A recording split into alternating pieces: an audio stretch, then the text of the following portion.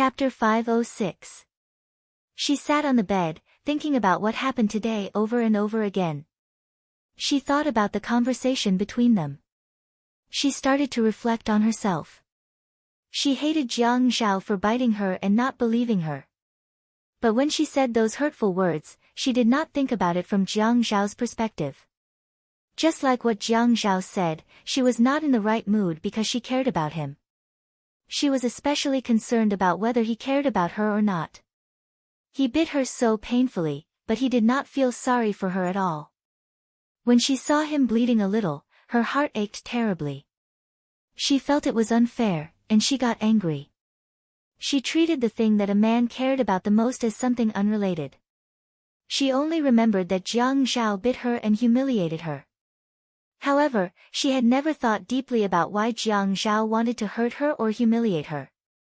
He is a man, and he is used to being high and mighty. He has money, status, and is respected by others. Unruly is his brother, and he painted a nude picture of his wife. When they met, he pretended not to know about it. How will he feel when he faces Unruly now? If she happened to be present, what a terrible change in his attitude would have taken place. He will feel that everyone is looking at him as a joke. Moreover, he is not a businessman. He is a mayor. Her mother-in-law had said that she should not do anything immoral when she married Jiang Zhao. Wasn't this painting offensive to public morals? Regardless of whether the cause of this matter was wrong or not, from Jiang Zhao's point of view, he was not wrong. He was angry and did not pick her father up. He did not come back for dinner. He did not come back to sleep. She did not feel wronged. But he could not let her spend the night at Ouyang Yan's place. Yi Er got out of bed and put on a t-shirt and jeans. Her shoulders were still hurting. She remembered telling him that she would not forget and would not lose. But she felt she had gone overboard. Her eyes were a little red, and her nose was sore. She put on a sweater for herself and told Yun Hongwei that she was going out for a while. Yun Hongwei also felt that there was some conflict between the couple and did not say anything. He only reminded her to be careful. Yi Er took the keys to the jeep and went to the underground parking lot. He pressed the sensor and got into the car.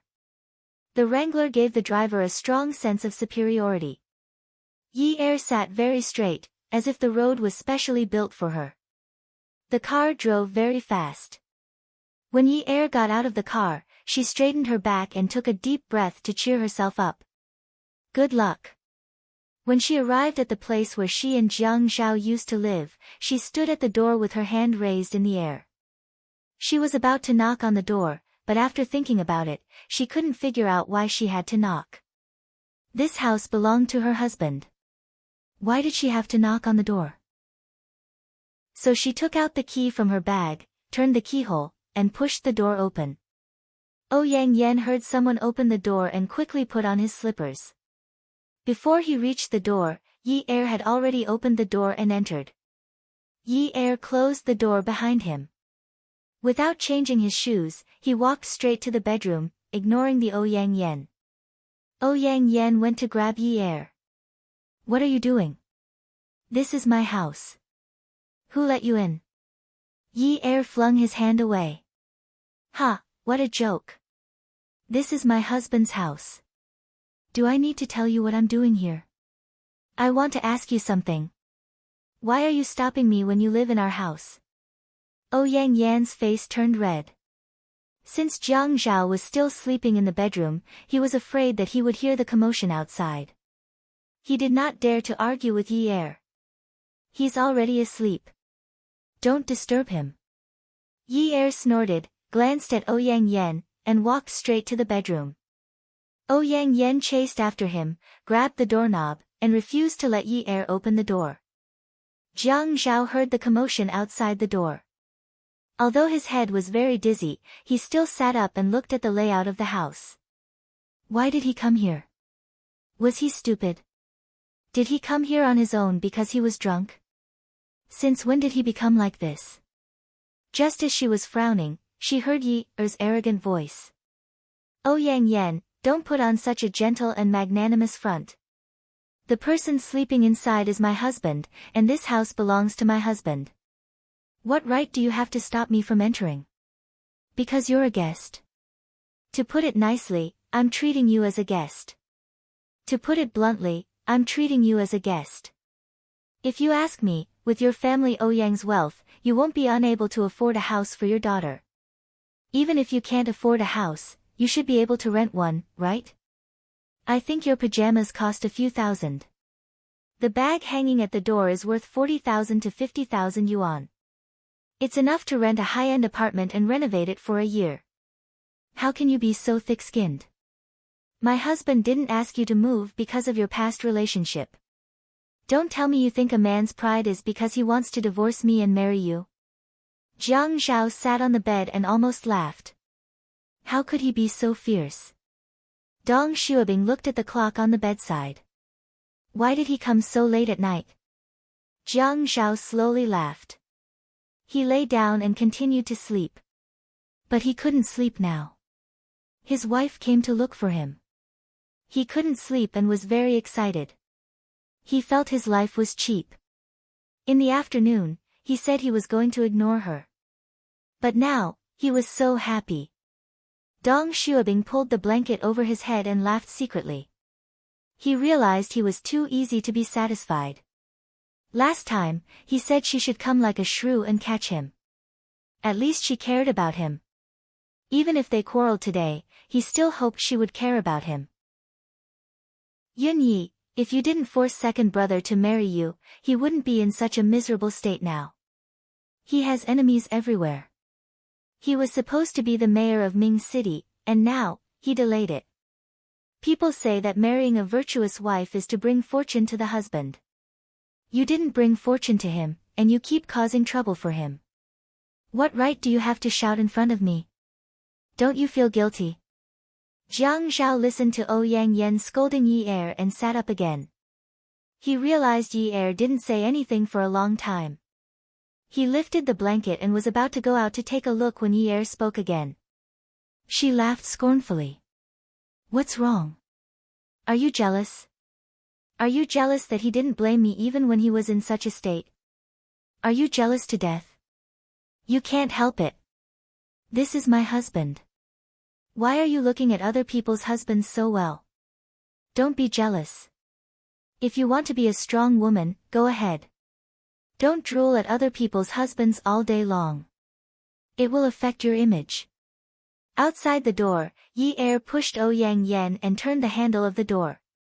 She entered the room and saw Jiang Zhao sleeping under the blanket. She was furious. Was Ouyang Yan sleeping on the bed now? Did the two of them sleep together just now? Yi Er walked over angrily and yanked the blanket away forcefully. When she threw the blanket on the floor, she realized that Jiang Zhao hadn't even taken off his pants. Yi Er froze. When she saw Jiang Zhao glaring at her with a dark expression, she immediately smiled obsequiously. She jumped onto the bed and burrowed into Jiang Zhao's arms. She hugged his neck and started kissing him, completely ignoring the audience standing at the door. She said coyly, "Hubby, why aren't you going home? Did you drink? If you don't go home, I won't be able to sleep. Let's go home." Taijiang curved mouth. Jiang Zhao's expression darkened because he didn't manage to continue acting. Yun Yi didn't play by the rules at all. He thought that she would at least misunderstand, but in the end, she directly lifted the blanket for him. How was he supposed to hide his face? "I'm not going home." Jiang Zhao turned his back to Yi Er and continued to pretend to sleep. Yi Er flipped over Jiang Zhao's body and faced him face to face. Okay. I won't go back. I'll sleep here tonight, okay?" Jiang Zhao snorted. "No. Stingy, so stingy. A man can't be so stingy. Go and find a generous woman." Yi Er patted her chest righteously. She frowned and said sternly, "How can I do that? I'm a married woman." Ouyang Yan was standing at the door with her internal organs bleeding. These two were actually acting like enemies in front of her. Jiang Zhao was happy, but he didn't show it. He didn't look at Yi Er. Yi Er sat up and pulled the blanket over herself and Jiang Zhao. Hubby, if you want to sleep here, then we'll sleep here. Anyway, I'll sleep wherever you sleep. Don't even think about getting rid of me. Hubby, I'm going to take off my clothes. I'm really going to take them off. I'm going to sleep. I'm so sleepy. Yi Er kept nagging until Jiang Zhao was so annoyed that he got out of bed. Yi Er followed beside Jiang Zhao. She opened the door for him and helped him get his shoes. When they reached the door, she said, Hubby, you're drunk. Let me carry you. Pfft. Jiang Zhao really felt that he couldn't be blamed for this. He could only blame his wife for being too skillful. He could now see that the purpose of her visit tonight was to tease him until he lost his self-control. It's okay. You don't have to feel sorry for me. I'm very strong and have good stamina. I often carry my brother. He's quite tall. He can carry you on his back. Ouyang Yen despised Yi Er's pug face 10,000 times. She had never seen such a cheap woman. She actually used such a method to please a man. Why don't you stay here tonight? Why don't you sleep here? When Yi Er heard Ouyang Yan's words, she immediately pulled Jiang Zhao's arms over her shoulders and dragged him away. Jiang Zhao's eyeballs were about to fall out. Was this called being unlucky? She put his arms over her shoulders.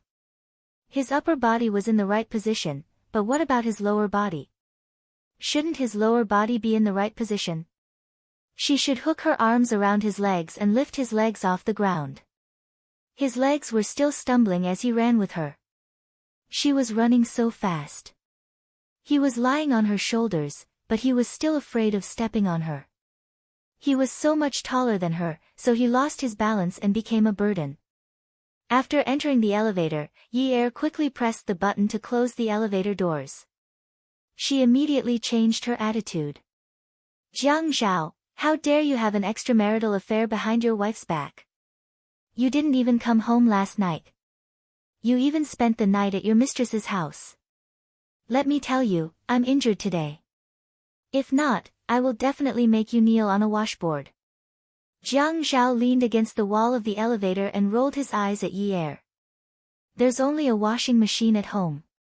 There's no washboard. Yi Er nodded.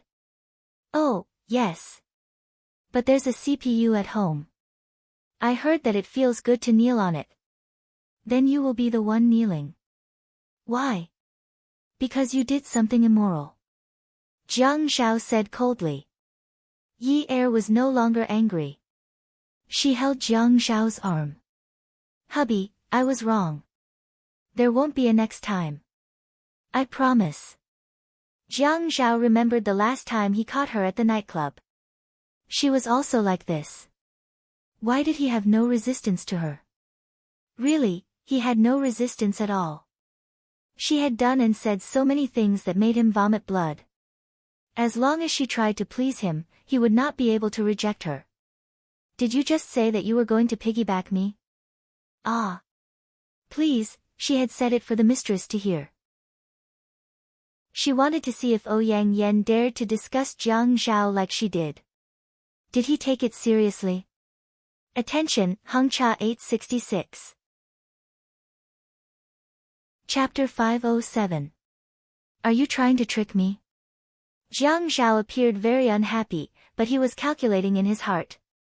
When she said, just now, he knew that she was joking, but he insisted that she carry him. Yi Er thought to herself that although she was not short, he was too tall for her to carry him, right? How could he take her seriously? Couldn't he think for a lady and pretend to reject her? For example, she suggested that he carry her. He would immediately say that he was too embarrassed. She could immediately say that it was fine. This fellow was too thick-skinned. Did he really want her to carry him? Yi Er still did not quite believe him. Hubby, let me support you. I drank too much. I can't walk. When the elevator reached the underground car park, Jiang Zhao shamelessly leaned against the elevator wall and refused to get out. Yi Er cursed in her heart. You're ruthless. You have a mistress. You're so great. If it wasn't for the old fox living upstairs, she would not have bothered with him. Who knows, the old fox might come down to pick him up the moment she left. Yi Er gathered her strength and stood with her back facing Jiang Zhao. She got into a horse stance and reached out to pat her shoulder. Come on. Jiang Zhao was just about to pounce on Yi Er's back when Yi Er realized something was wrong. She turned her body and stood up again. This time, Jiang Zhao almost fell to the ground.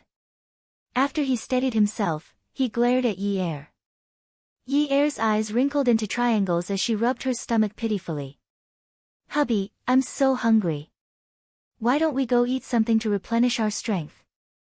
When I have strength, I'll carry you on my back, okay? No, you just said that you were strong. Yi Er still looked very pitiful. She didn't care whether Jiang Zhao's face was cold or not. She burrowed into his arms and said, But how am I strong? I've been tortured by you every time. I'm very weak.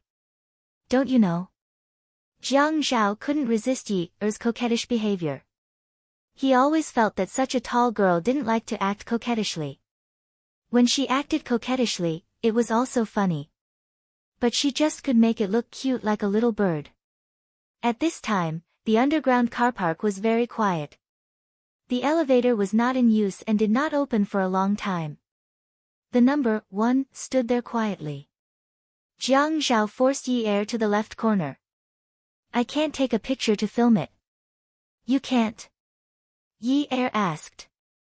Yes, I want to see how weak you are. Hey, don't. Yi Er retorted. Her expression changed. She actually came here to talk to a drunk man about ambiguous topics. Had she never heard of drunkenness before? Hubby, I'll carry you out right now. Come on, I'm strong. The man's hand had already unbuttoned the woman's jeans, but he did not take them off. He only put his hand in. Yi Er suddenly trembled. Jiang Zhao saw her reaction and immediately pressed her head into his arms. Be good, don't raise your head.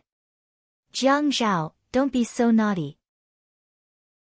Yi Er panted and grabbed his shirt. She did not dare to move. Her whole body was on fire. She wanted to twist and turn. It was too uncomfortable. Ha, if you continue to pinch and twist like this, my fingers will be broken by you. The man lowered his head and sucked the woman's ear. Don't say that. Are you shy? When the man spoke, his hands did not stop moving. In an instant, the woman softened in his arms. He teased, as expected, so weak. So weak. Hubby, are you not going to carry me? No, I have to carry you. Yi Er felt that she had met a rare specimen. She asked in disbelief, You still want to carry me? It was only when they got back to the car that Yi Er understood what Jiang Zhao meant by carry. He adjusted the seat and flipped her over.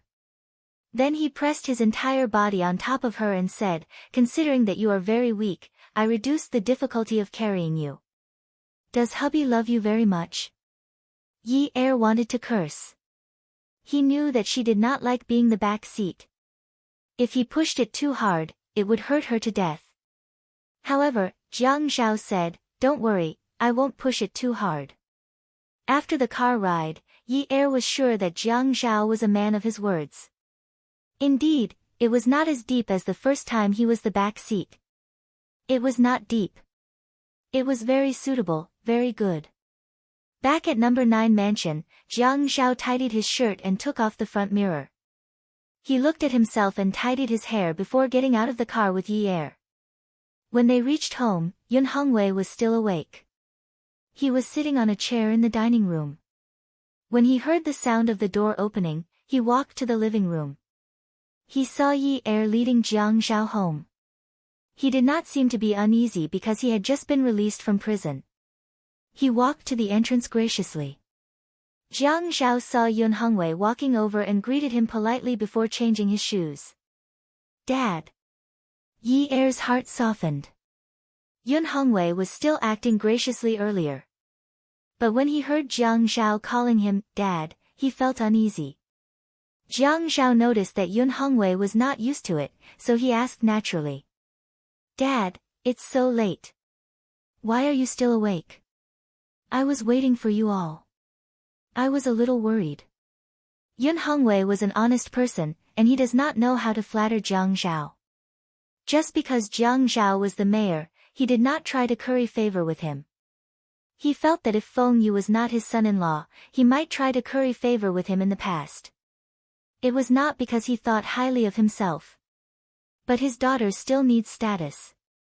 As a father, he should not try to curry favor with his son-in-law. They were a family, and they should respect each other. Furthermore, Jiang Zhao had addressed him as Dad the moment he entered the house. He felt that Jiang Zhao would not look at him differently. Dad, I'm sorry. It's a little late today. I had to ask Yi Er to pick me up before I came back. I made you worried. You're not in good health, so you should rest early. Jiang Zhao changed his shoes and looked at Yun Hongwei apologetically. Yun Hongwei looked at the wall clock. It's fine. It's fine. You should take care of your health. You all should rest early. After saying that, Yun Hongwei returned to his room. Jiang Zhao and Yi Er went upstairs and closed the door. Jiang Zhao was not sleepy. He had a lot of things on his mind today, and Yi Er was not sleepy either. Both of them sat cross-legged on the bed. Yi Er raised his hand. Zhao, I will reflect on what happened today. Jiang Zhao was stunned for a moment, but he put 2 fingers on her lips to stop her from talking. He pulled her shoulders and looked at the bite marks. He blew on it gently. When he sat up straight, he looked at Yi Er and said seriously. First, don't mention what happened today again. I had burned the painting. You are not allowed to have such thoughts in the future. Second, you should stay away from Xi Yunwu. I don't allow you to be alone with him. Third, if Xi Yunwu's girlfriend asks you out alone, you are not allowed to go either. Jiang Zhao's words were overbearing and domineering. Not allowed, not allowed, not allowed. Yi Er kept nodding. Okay, I won't be alone with him, and I won't go shopping with his girlfriend. Are you relieved now? I'm not worried about you, but I'm worried about him. Huh? Then what should I do? Yi Er felt that Jiang Zhao was worrying too much, but she had to go along with him on the surface. Jiang Zhao said, what about you? Nothing. Just do what I said and don't allow me to do it. About school, what major do you want to study? Yi Er didn't know why Jiang Zhao was talking about studying again, but since he asked, she had already planned for her future. Sister Xiaoya said that she wanted me to be her assistant and study fashion design. After I graduate, she will introduce me to a job as a designer. Jiang Zhao snorted disdainfully. Forget it. Who wants her to introduce you to a designer? If you really want to be a designer like her, go ahead and study. After you study, I can make you the second Xiaoya Qiu in Haicheng. Actually, he just felt that it was best for her not to get involved in anything that had to do with Zhuang Yichen. He was really afraid that it would ruin things between women. Hubby, are you serious? Why should I be serious? It's just money and resources. It's not that difficult. Yi Er heard Jiang Zhao's tone and felt a little indignant for Xiaoya. She whispered, Sister Xiaoya is so famous. She's really capable. Jiang Zhao smiled and reached out to flick her forehead. That's not because Xiaoya is capable. It's because Zhuang Yichen is capable. It's too difficult to make a name for oneself in this society. There are countless designers who are smarter, more inspired, and more talented than Qiu Xiaoya. What does she have to be capable of? It's all because of Zhuang Yichen. It's just that no one outside knows that Qiu Xiaoya is Zhuang Yichen's woman. That's why she got such a big advantage. All the young ladies in Haiqing treat her like an inspirational novel. In fact, without Zhuang Yichen, Qiu Xiaoye is nothing. Yi Er suddenly changed her opinion of Zhuang Yichen. I couldn't tell that Zhuang Yichen treats women so well. Jiang Zhao snorted unhappily. Am I not good to you? Yi Er realized a problem. In fact, she couldn't casually praise other men in front of her man. This was an unspoken rule, especially when her man was already good. The one she needed to praise was the man in front of her. Of course. My husband treats me the best. Jiang Zhao raised his eyebrows. It's good that you know. Then tell me, what major do you want to study? Just like what Si Jie said to you the other day, it's scary to be uneducated. Hurry up and study, so that you don't keep making me feel bad. Yi Er pouted and said, Hubby, you don't like me. Jiang Zhao said bluntly, yes, I do. The woman's grievance disappeared immediately. She said unhappily, Hubby, can't you be more tactful? The man frowned. How should I be tactful? Teach me, should I say it like this? Wifey, you know so many things. It's not a problem to communicate with you. Wifey, you really know everything from astronomy to geography.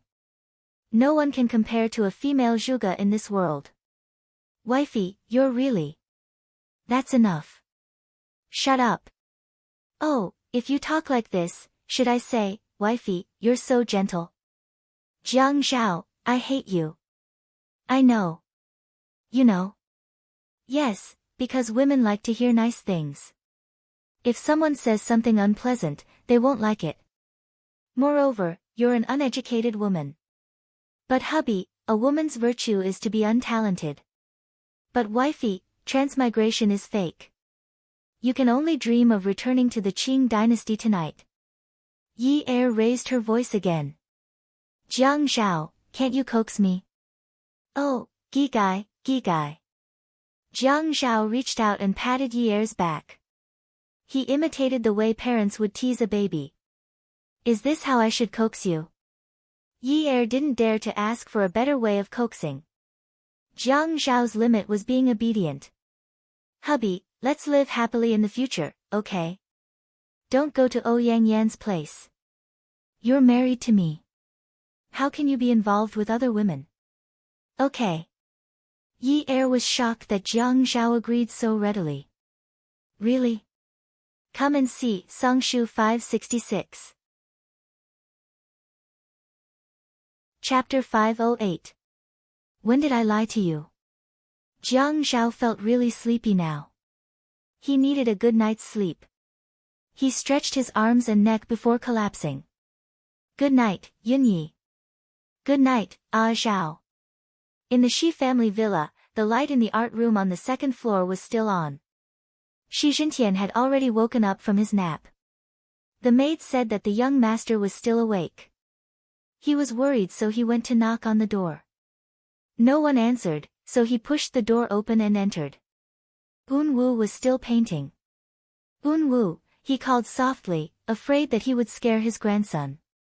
Enyu held a palette and slowly painted. Even when he knew that someone had entered his studio, he didn't have any reaction. He looked at the painting leisurely, and there was even a faint and confident smile on his face. Grandpa, I want to compete with Jiang Zhao. A fair competition. I won't drug Yi Er again. I want to get her through the right way. Don't interfere. Shi Jintian knew that Unwu didn't care about anything after the heart transplant. If he insisted on it, even 9 bulls wouldn't be able to pull him back. However, he still couldn't believe that a girl could charm Unwu to this extent. He had met Yi Er that day and she didn't seem to be that close to Unwu. Unwu. Unwu raised his head and sighed. Grandfather, rest early. Don't force me anymore. Unwu, there are many good girls in the world. Why are you so stubborn about a married woman? They are husband and wife. Why can't you find an innocent girl? Even though Shi Jintian couldn't reprimand Unwu, his tone was full of reproach. In his mind, even though Unwu had a heart transplant, it didn't affect anything. Unwu was outstanding and sensible. He should be worthy of the best girl in the world. Innocent? Unwu smiled and asked, Grandpa, our family is not innocent at all. Why do we need to ask others to be innocent? What's more, she's just married. I thought about it all night, and this was the best result I could think of. I've thought of worse situations before. Actually, I shouldn't have been so pessimistic. He had indeed thought of a worse outcome. In the past, he thought that she was working in a nightclub. When she said that she was selling her body, he couldn't sleep or eat in peace. Fortunately, he didn't find her in that kind of place, right? This was a kind of fortune for them. He had thought about what she had said during breakfast many times. If she was really such a stubborn person, so what if he took her body? He wasn't an impulsive person. When he faced her, especially when he saw her smile at Jiang Zhao, he felt that he was a little late. But it didn't matter if he was a little late, as long as he caught up with her. Since he had already made up his mind, so be it. He had lived a life of plain water for so many years, so he didn't mind waiting a little longer. If Jiang Zhao really entered her heart, then he would remove Jiang Zhao from her heart completely. Only then would he be the safest. Shi Zhentian's chest shook. Unwu, if you insist on becoming enemies with Jiang Zhao because of a woman, Grandpa can only give up everything in Haicheng and take you away. We'll go abroad. Unwu lowered his head and continued to paint. He said indifferently, Grandpa, if you want to go abroad, then go. I like being here. Grandpa, I didn't expect that even you don't love me anymore. Jiang Zhao habitually gave Yi Er a morning kiss before he woke up in the morning. He felt at ease. It was as if when he woke up, there was someone by his side whom he could remember. Then he turned his head. The smooth and fair forehead was right there. When he kissed there, it wouldn't be as soft as lips. It wouldn't be like lips, where the moment he kissed her, he would want more. It wouldn't be like lips, where the moment he kissed her, he would think of endless desires. On the forehead, the kiss was like a dragonfly skimming the surface of the water. It meant that this person was by his side, by his pillow. Jiang Zhao sat up.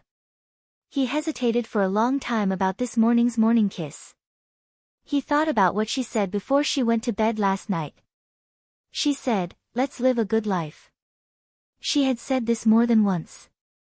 She was clearly so young, full of vitality, and at an eye-catching age. She said, let's live a good life, something that only people who had experienced many years would say.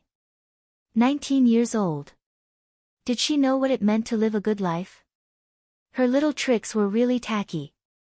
In the past, when they met the robbers and saved her, he knew that she had countless tricks up her sleeve. One after another, they were endless. He had never met a girl like her. People said that a great man could bend and stand tall, but he had never met a woman who could bend and stand tall like her. She could change her face in a second. It was even more spring than the weather in spring. Forget it. He only hoped that she could be more obedient. The thoughts of young people nowadays were too avant-garde. He couldn't keep up with them. Yesterday's incident had been caused, and he had taught her a lesson. What else could he do? Could it be that he really couldn't kick it away? His thoughts didn't seem to be so modern. Marriage was a big deal. Divorce was impossible. He wouldn't follow in his parents' footsteps. His child's family must be complete in the future. He was determined not to let his child be upset all day because of his parents. Actually, he should wake her up to drink some water. Her lips were so dry that they were starting to peel. A morning kiss landed on her forehead. However, he didn't move away like before. His lips were on her forehead, and he didn't dare to move. Then, he pressed half of his face against her forehead. The man's handsome eyebrows furrowed. His face left the woman's forehead, and he reached out to touch her forehead. Was it so hot? Yunyi, Yunyi. Jiang Zhao caressed Yi Er's face and rubbed it. It was very hot. Yi Er couldn't open her eyes. Her head was hurting terribly. Her eyelashes, which were like small brushes, fluttered gently, revealing a slit before closing again. She only remembered that Jiang Zhao had called her, so she responded with a whimper, are you feeling uncomfortable? I'll get you some water first. Let's go to the hospital. Jiang Zhao hurriedly got out of bed. There was a thermos flask in the room. He took a cup and poured a cup of water. He tested the temperature of the water, mixed some cold water, and brought it over. He knelt on the bed and helped Yi Er up. He made her drink water. Drink some water. You have a fever. Drink more water. Hurry, drink water. Let's go to the hospital. Yi Er was really thirsty. She drank the cup of water in a few mouthfuls. After drinking, she turned her head and fell into Jiang Zhao's arms. She felt much better. Hubby, stop fooling around. Let me sleep for a while. I'm tired. Yi Er slept soundly. She didn't know how long she had slept. She felt that her left hand was very numb. She couldn't lift it even if she wanted to. Her nose could smell the sensitive disinfectant. She slowly opened her eyes. The room was pink. Although it was pink, Yi Er knew that this was a hospital. Because of the infusion rack, the call button above the head, and the warm reminder on the opposite wall. It was a picture of a beautiful doctor. She wanted to turn over. Just as she moved, she heard the sound of the man's leather shoes stepping on the floor. She also heard the sound of the stool's feet scraping the floor. He seemed to be in a hurry. Jiang Zhao held Yi Er's hand and slowly helped her up. He was a little happy but also a little reproachful. Don't use your hand. Be careful that the needle will pierce your blood vessels. You will die on the spot. But your skin is thick, and your blood vessels should be very thick too. I don't think this needle will be difficult for you. Yi Er looked at her left hand. No wonder it was cold and numb. It turned out that she was receiving an infusion. What did Jiang Zhao say just now? Couldn't this man say something nicer when he cared about others? She was not sick. Why would she be angered by this man's words?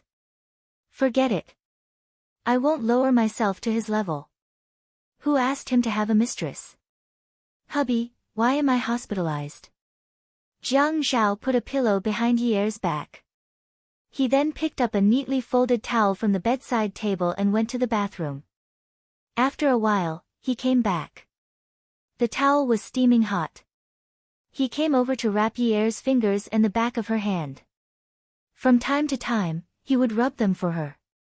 Yi Er felt that her hands were warm and comfortable. This man was so nice and attentive. He must have rubbed her hands many times just now, right?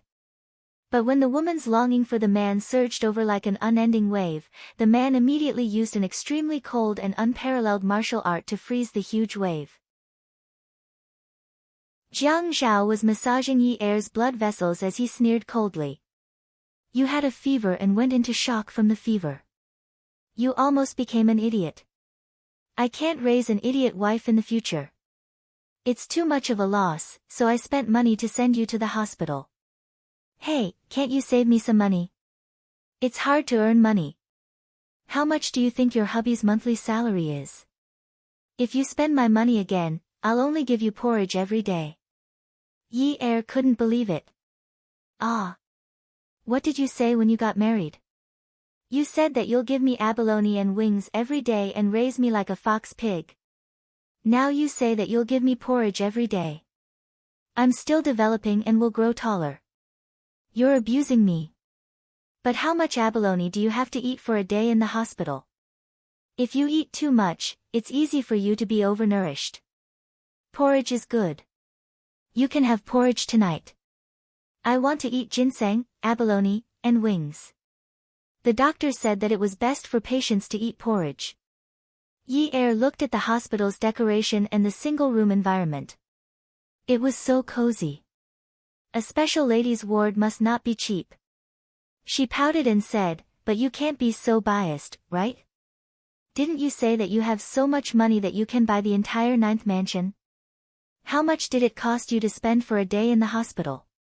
Cheapskate. Jiang Zhao touched the towel and felt that it wasn't so hot anymore. He then touched Yi Er's hand and felt that it wasn't so cold anymore. Seeing that she had woken up, he increased the volume a little more.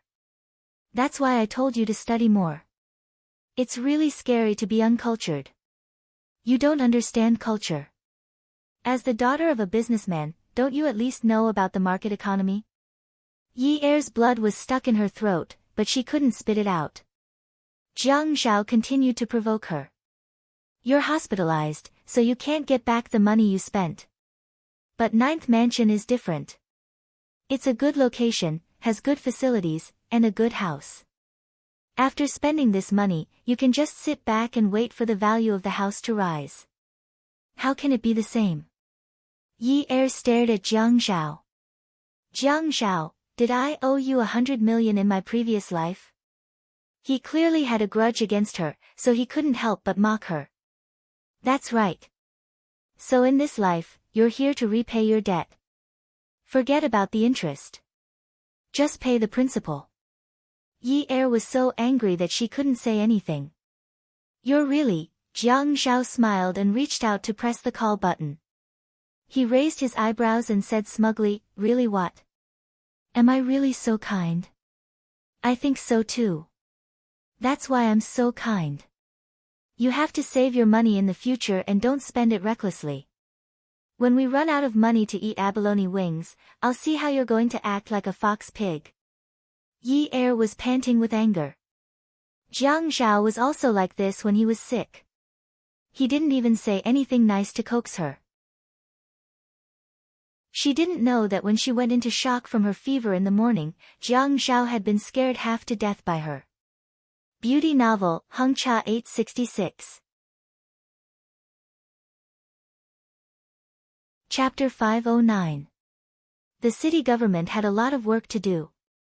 He had to send the patient to the hospital, go to the office, settle the documents, and then rush back. It was already night time, and he had been running back and forth a few times today. The nurse came in, and her service was better than the nurses in the public hospital. She was very polite. When she was taking Yi Er's temperature, she said, Mrs. Jiang, don't forget to take your anti-inflammatory medicine when you go back. You must take note of your fever caused by your wound infection. Ah. Wound infection. Isn't it because you took a cold shower? Yi Er's first instinct was that he had a fever. It should be because he had taken a cold shower with Jiang Zhao. The water was so cold, how could he not catch a cold? But why was he fine? Wound infection. Ha! Yi Er suddenly laughed out loud.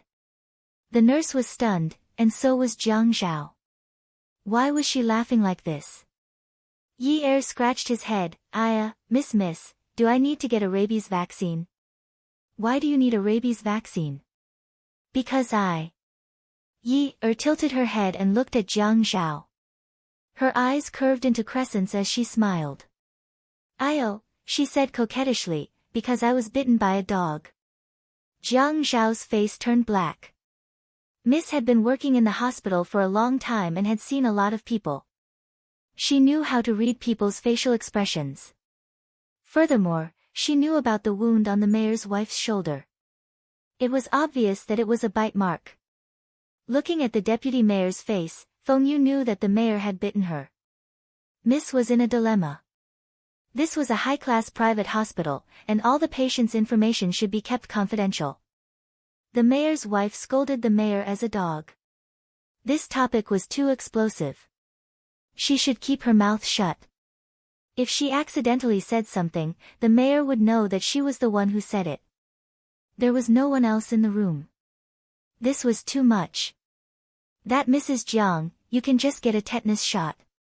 Jiang Zhao clenched his fist and placed it around his mouth. Cough, cough. The nurse immediately shut up. Yi Er, on the other hand, didn't look sick at all. Jiang Zhao waited for the nurse to take Yi Er's temperature, remove the needle, and leave before he lowered his head and looked at Yi Er. You want to get a rabies vaccine? Yi was originally happy, but when she saw Jiang Zhao smiling so complacently, she couldn't continue to be happy.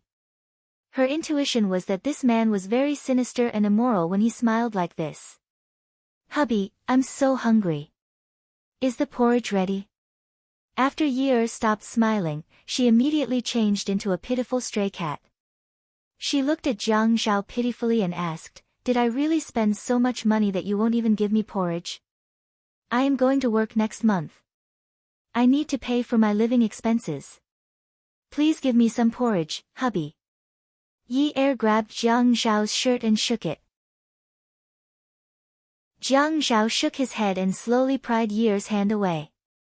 He rubbed her head as if he was worried about her and said gently, The doctor said to drink more water. I'll get you some water, and then we'll talk about the dog bite and the rabies vaccine.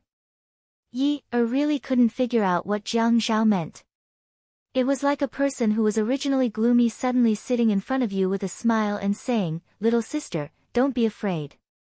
Actually, Big Brother just wants to discuss life with little sister. Furthermore, the things in Jiang Zhao's mind were things that she could not understand with her skills. Even if he won by accident, it would be because a random chess player played against a national chess player. He did not follow the rules at all and forced the national chess player to not use the rules. Even if he won, it would be a lucky win. Jiang Zhao passed the water to Yi and sat down in front of the bed. He smiled warmly. Drink some water first. Yi could not drink anymore. Hubby, I'm not thirsty. I'm hungry. Jiang Zhao passed the cup to Yi's mouth and said with a smile, How can you be hungry after receiving the nutrient solution? The nutrient solution is very expensive. It is more expensive than the rabies vaccine. You can't just pretend you didn't lose, right? Yi could not take it anymore. She snatched the cup back from Jiang Zhao's hand and slammed it on the bedside table. She lifted the blanket and straddled Jiang Zhao. She hugged his neck. Hubby, was I bitten by a dog? I was talking nonsense. I shouldn't have lied. Liars are not good children. Jiang Zhao said, Then tell me, how did the wound on your shoulder come about? Yi said softly, Hubby punished me. Why did you punish me? Because I did something wrong. I made a mistake and tarnished my reputation, so I received the punishment I deserved. Then how do you plan to change your ways? From now on, I will follow hubby's lead. I will never disobey hubby's orders again. I swear. Yi said and raised 3 fingers to her ear. Jiang Zhao looked at Yi with disdain. Could she say something new? How many times had she said something like this? Which time did she not turn a deaf ear to his words? Come on, you swear. The Jade Emperor, the Heavenly Queen Mother, the King of Hell, and even Jesus have blacklisted you. You have no credibility at all. Who are you swearing to keep an eye on you? I'll send it to my high and mighty Lord Hubby. Jiang Zhao laughed. Ha, good. Are you really hungry? I'm really hungry. Dad should be here soon. He was here just now. When he heard the nurse say that she wanted to give you some porridge, he went out to buy it. From tomorrow onwards, you should exercise properly. Don't fall sick like this again. The whole family will worry about you. Oh, actually I didn't want to. Wasn't my wound infected? At this point, Yi's voice became softer. She carefully glanced at Jiang Zhao. She was afraid that he would say something about her historical mistake again, so she kept quiet. After that, Yi sat back down on the bed. Jiang Zhao said that it was better to cover her up. Although her wound was infected, she still had a cold. She didn't want to catch a cold again. Yun Hongwei carried the thermos into the ward. When he came in, he didn't greet Jiang Zhao and even seemed to be ignoring him. Yi saw that her father was acting strangely. Then she looked at Jiang Zhao.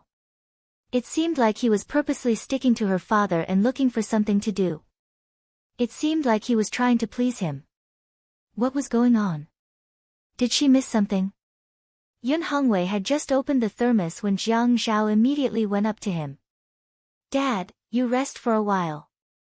I'll fill it up. Yun Hongwei ignored him. He lifted his elbow and blocked Jiang Zhao's hand. He also moved his body and directly blocked Jiang Zhao behind him. Jiang Zhao looked past Yun Hongwei and gave Yi Er a look. He frowned and winked. Then he lifted his chin and propped up his head in his father's direction.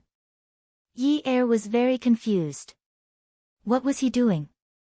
After Yun Hongwei filled the bowl with porridge, he pulled up a stool and sat down beside Yi Er's bed. Yi Er quickly went to take the bowl. Dad, I'll do it myself. I'm fine. Yun Hongwei held the bowl and dodged. He scooped a spoonful of porridge and blew on it. It was stuffy. Yi Er suddenly felt that the atmosphere was a little heavy. She didn't know why, but looking at her father like this made her feel very uncomfortable. Her father's hair was a little gray. Before he went to prison, he had been very energetic. His hair was black and shiny. Her father's eyes were not looking at her. He was only looking at the porridge in the spoon. When he lifted his eyes and put the porridge into her mouth, his eyes were a little red. Yi Er bit her lip. Dad, what's wrong? Jiang Zhao stood behind Yun Hongwei. He didn't dare to breathe too loudly. Seeing Yi Er's reaction, he knew that today's matter was going to be difficult to resolve. His father-in-law had come with him today. When the doctor did the examination, his father-in-law was also present. When he saw the teeth marks on Yi Er's shoulder, his expression had already changed. In addition, the doctor said that the wound was infected and had a fever. He suddenly became very quiet and didn't say a word. Clearly, when he carried Yi Er to the hospital, his father-in-law kept saying, Our Yi Er has made you worry. She's young and willful. I've spoiled her since she was young and spoiled her.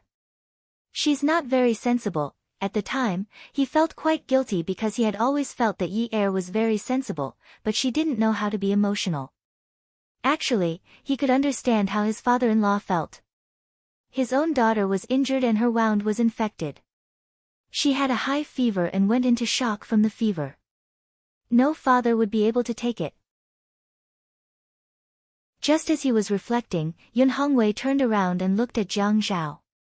Jiang Zhao, I have something to say to Yi Er. Jiang Zhao was a little nervous, but he understood that Yun Hongwei was asking him to leave.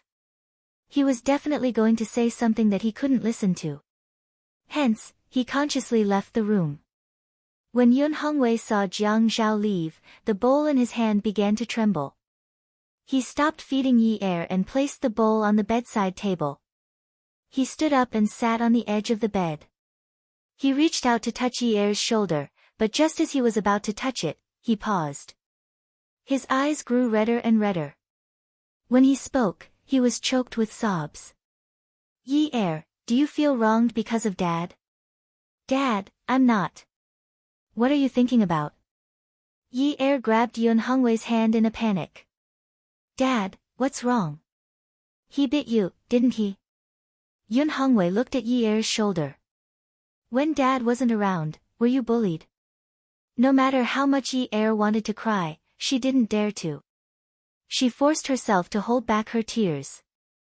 This was her ability. Dad, no one bullied me. Jiang Zhao is very good to me. It's true. Don't lie to Dad. Dad isn't blind. He bit you. If Dad found out that you had to be like this when he came out, Dad would rather stay in there for the rest of his life. Yun Hongwei looked at Yi Er and felt bad. His daughter was only 19 years old.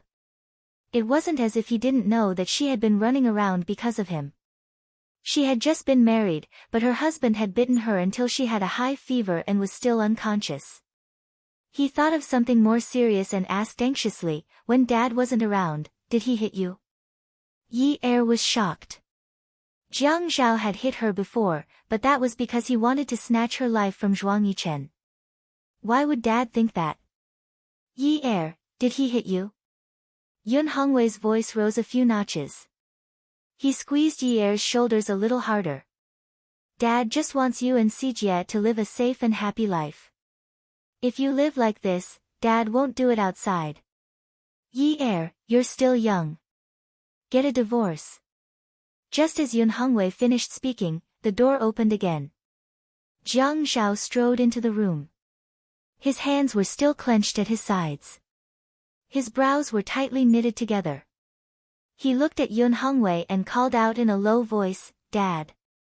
When Jiang Xiao saw Yun Hongwei tilt his head to look at him, he wanted to relax his brows, but he couldn't. He wanted to explain, but now that he was in front of a father, no matter what he said, he would be in the wrong. Because of all the mistakes he had made, in the end, he had hurt the daughter of a gray-haired man. Especially when he saw Yun Hongwei's red eyes that were about to explode in anger, Jiang Xiao could only call out again, "Dad." Yun Hongwei didn't say anything. He didn't want to respond. He really didn't want to. He could endure anything in prison. There were many ways to force him to confess. He could endure it, but his children were his flesh and blood. Welfare, Xinwu 799. Chapter 510. Si Jia was still alright. Yi-er had always protected him and had never been short of anything. Every time he saw Si Jia grow taller and more energetic while Yi-er lost weight, he felt that he had let down his daughter the most. Yi-er was tall and beautiful. She looked a lot like her mother. Even though she was dressed plainly, she still stood out. Although she was a little sly, she wasn't a bad person.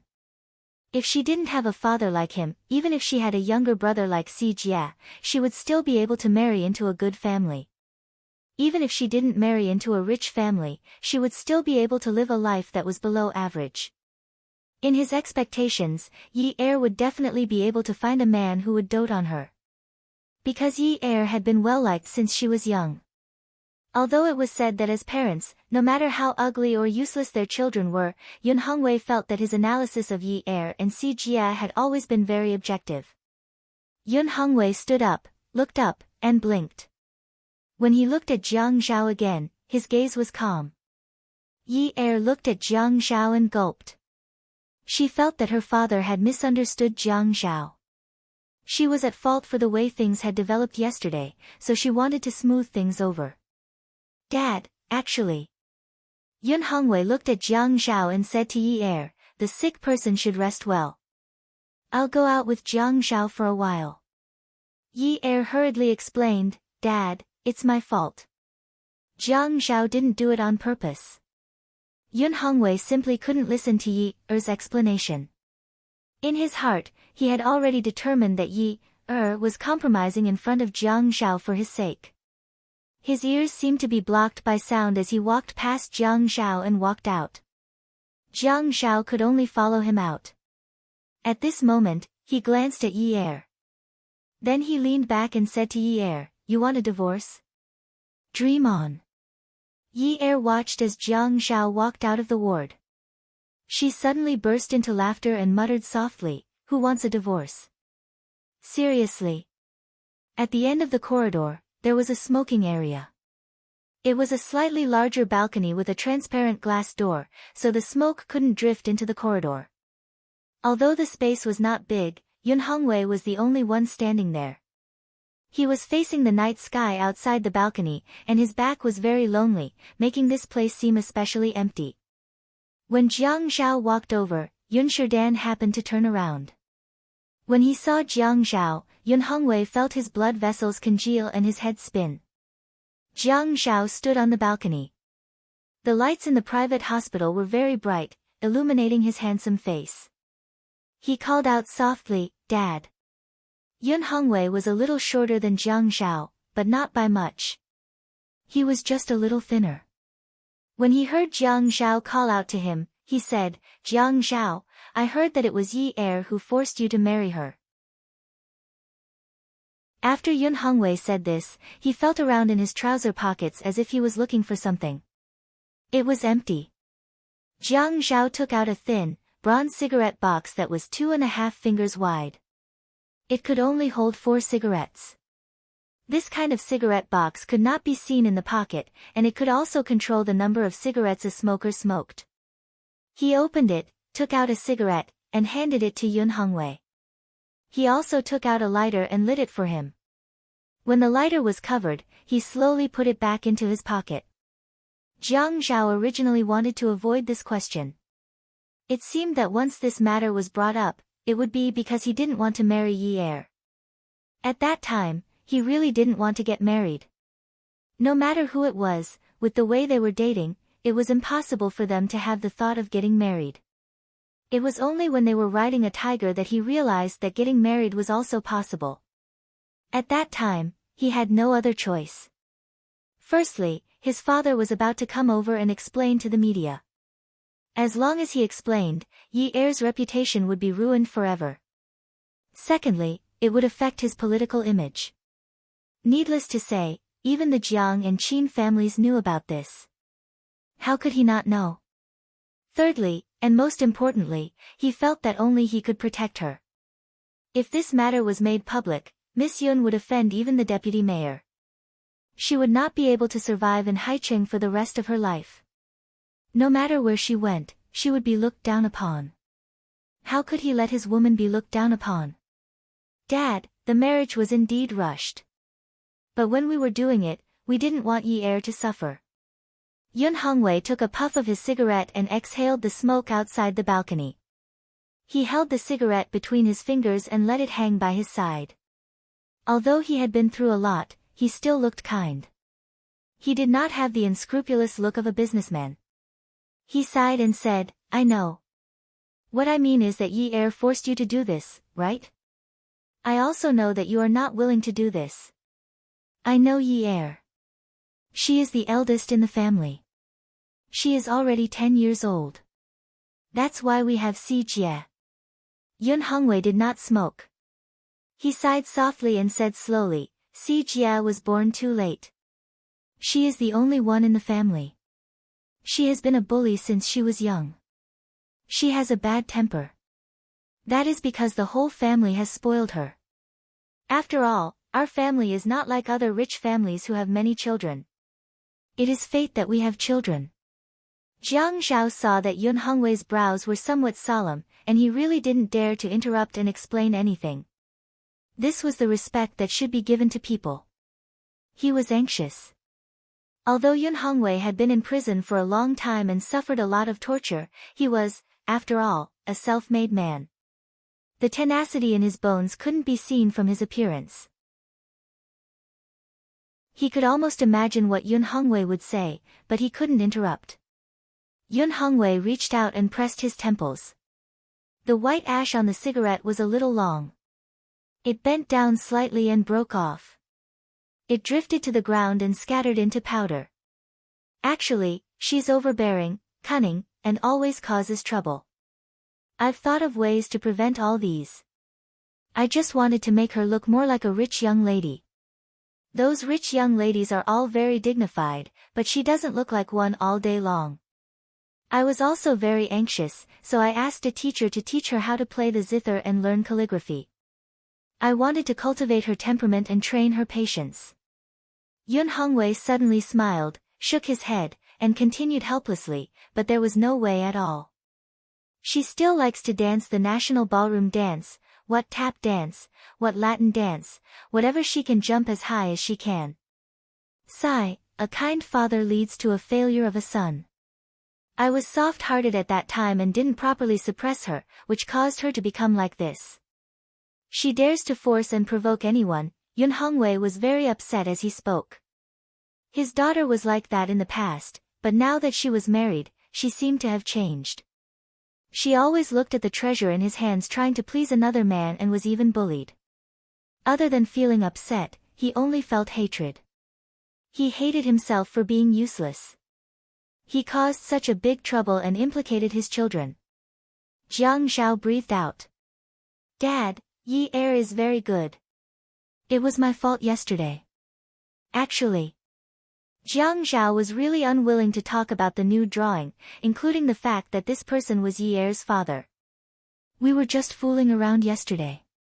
I didn't know what was important. Yun Hongwei raised his hand and waved it. He was very angry in his heart, but he spoke very calmly. Jiang Zhao, you don't have to protect her. As her father, I know best what kind of background she has. She only knows how to harm others. In the past, Min Zikai was bullied by her all the time. He paused for a moment and said, you are the mayor, and your family background is in Hai City and Jiang District. How many people can compare to you? The Yun family has declined, and I am involved in a lot of things. Our Yi heir is actually not good enough for you. He had only been back for a day, and he saw his daughter's shoulder being bitten like that. The flesh was torn. How much blood did she lose? What if he was not around?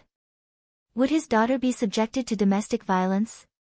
When he thought of this, his scalp went numb.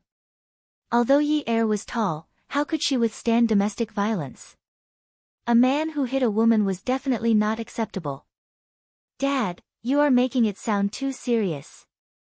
Jiang Zhao raised his voice. He had guessed correctly.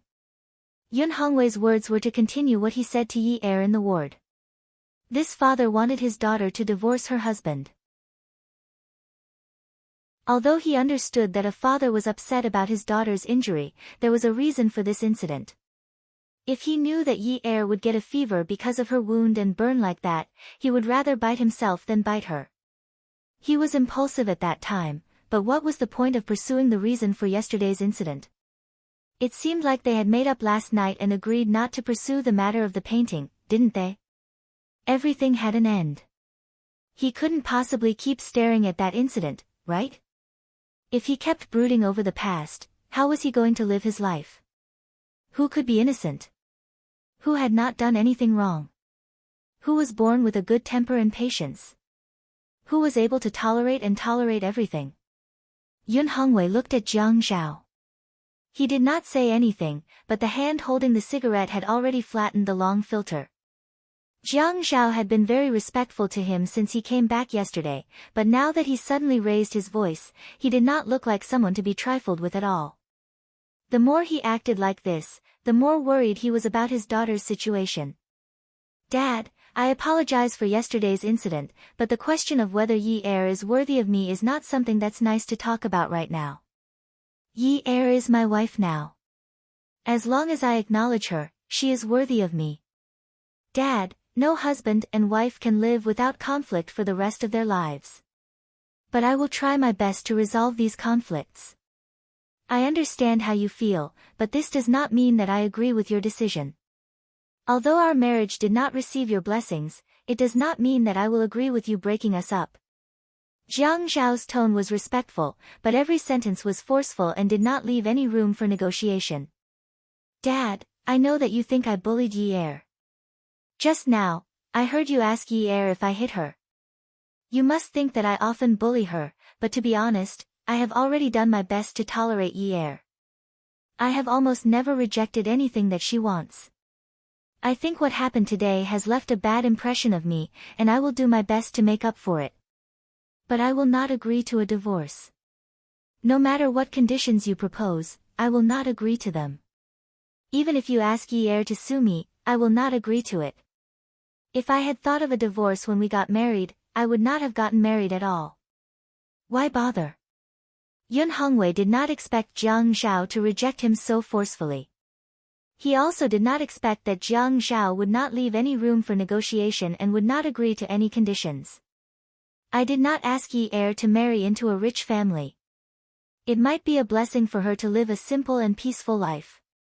Without great wealth, there would not be great ups and downs. The most important thing for a woman was to have a stable life.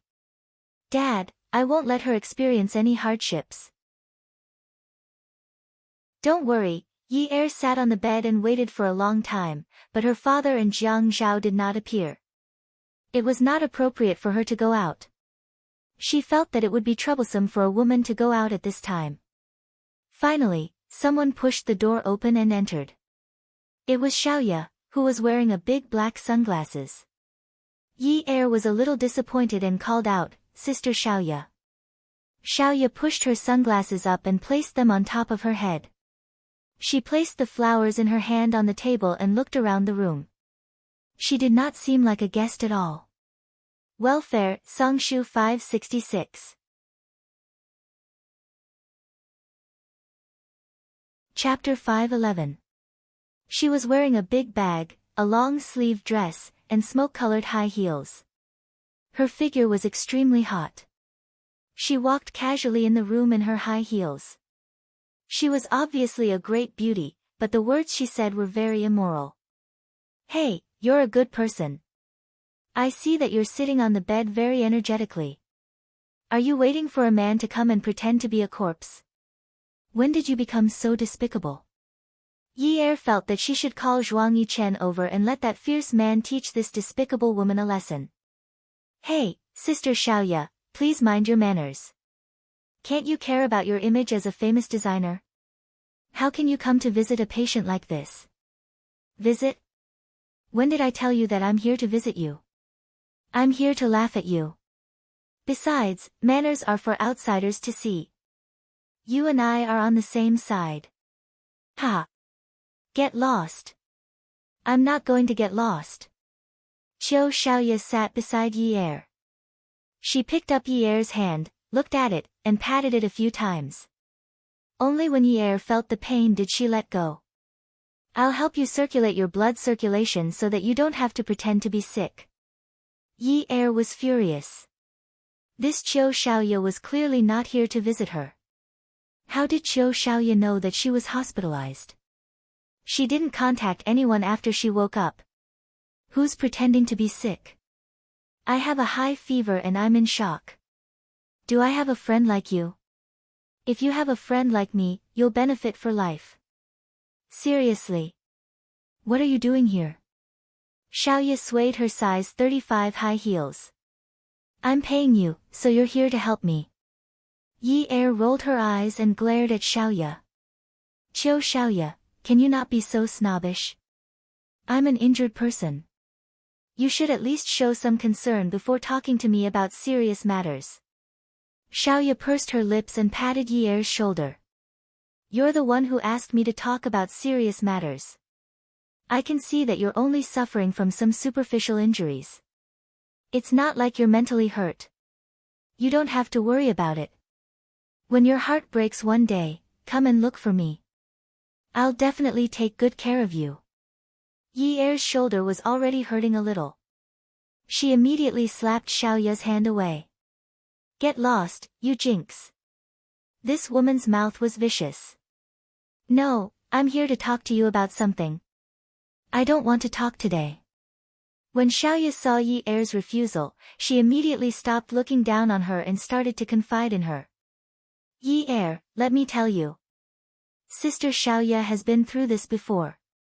You can't rely on a man forever. Tell me, in this society, which man is clean? If they don't find a prostitute, they're keeping mistresses. If they don't have extramarital affairs, they're having one-night stands. Today, you're young and beautiful. Tomorrow, when you're older and he's 50 years old, he'll still jump into the bed of an 18-year-old girl. Yi Er wanted to vomit blood. Qiu Xiaoya, I'm going to record you and play it for Zhuang Yichen. Let's see if you still dare to say such things. Sister Xiaoya, there are good men in this world. Who's a good man?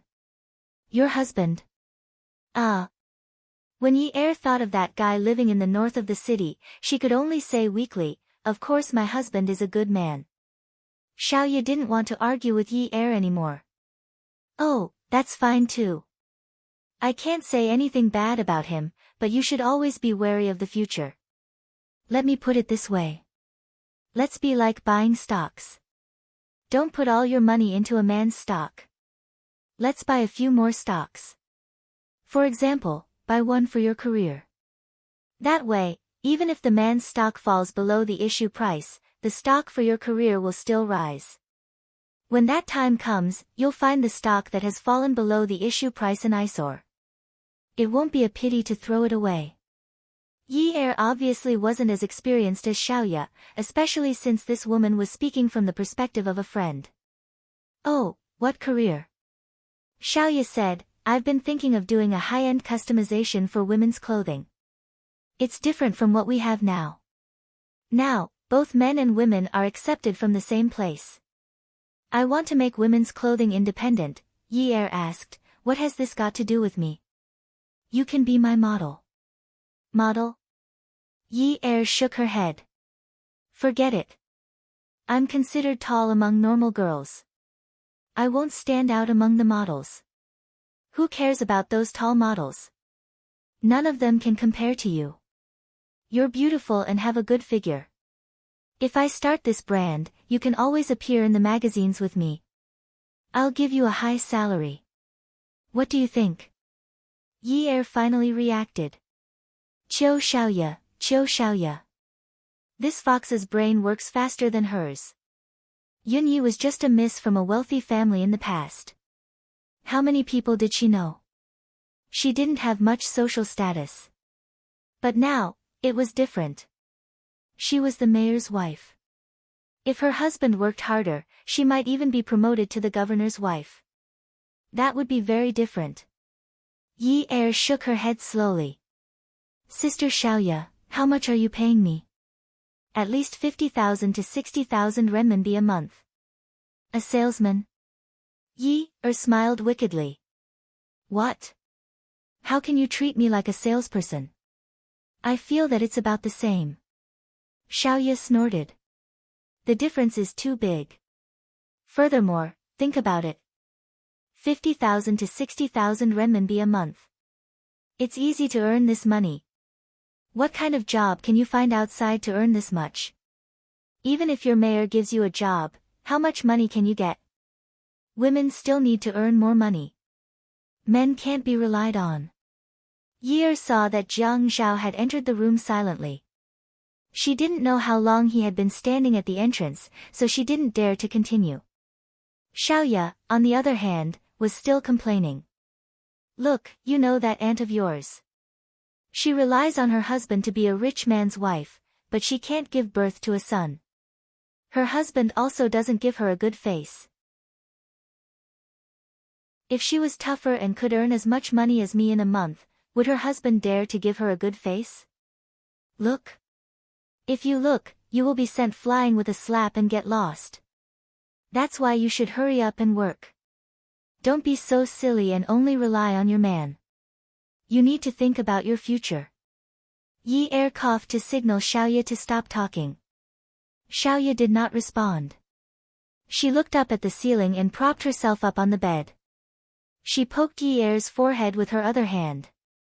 Let me tell you. It's not safe for you to rely on your man all the time. You need to think of a way to get a good job. If your man dumps you one day, you will be able to take care of yourself. If not, you will lose your youth. Yi-er had never thought of depending on Jiang Zhao for the rest of her life. After the incident with the Yun family, she realized that she could not manage the family business well. Being ignorant and incompetent would not lead to a good ending. Now that she had the chance, she must study. But she did not dare to talk to Qiu Xiaoya. She was worried that she would have a hard time tonight. She called out to Jiang Zhao. Hubby. Jiang Zhao's face was dark, but he suddenly smiled and clapped his hands. He looked at Xiaoya and praised. Miss Qiu is really capable. Yi-er did not dare to look at Jiang Zhao. Qiu Xiaoya stood up from the bed and rubbed her hands. Oh, Mayor. The corners of Jiang Zhao's lips curled into a smile, but the fire in his heart was already 8 feet high. So you came to see my wife just to brainwash her? I thought you are really concerned about her health. But you came here to teach her to be wary of her husband? Xiaoya laughed. Although she had not heard about this from Zhuang Yichen, she knew Zhuang Yichen and Jiang Zhao were close. She did not know if she had messed up this time. I'm just saying. You should really tell Zhuang Yichen what you think. It's all right. We have already broken up. Xiaoya admitted. Jiang Zhao chuckled. Is that so? I wonder if you can spend all the money you earn in a month. I am going to ask Zhuang Yichen if you should reduce your allowance. I don't want Yi-er to be jealous of you. We all know each other, and if the gap between the rich and the poor is so big, it will affect our relationship. Xiaoya was scolding Jiang Zhao in her heart. If she really went to look for Zhuang Yichen, no matter how much money she earned, Zhuang Yichen will clean it all up. Ha! Mayor Jiang, you really know how to joke. I do like to joke.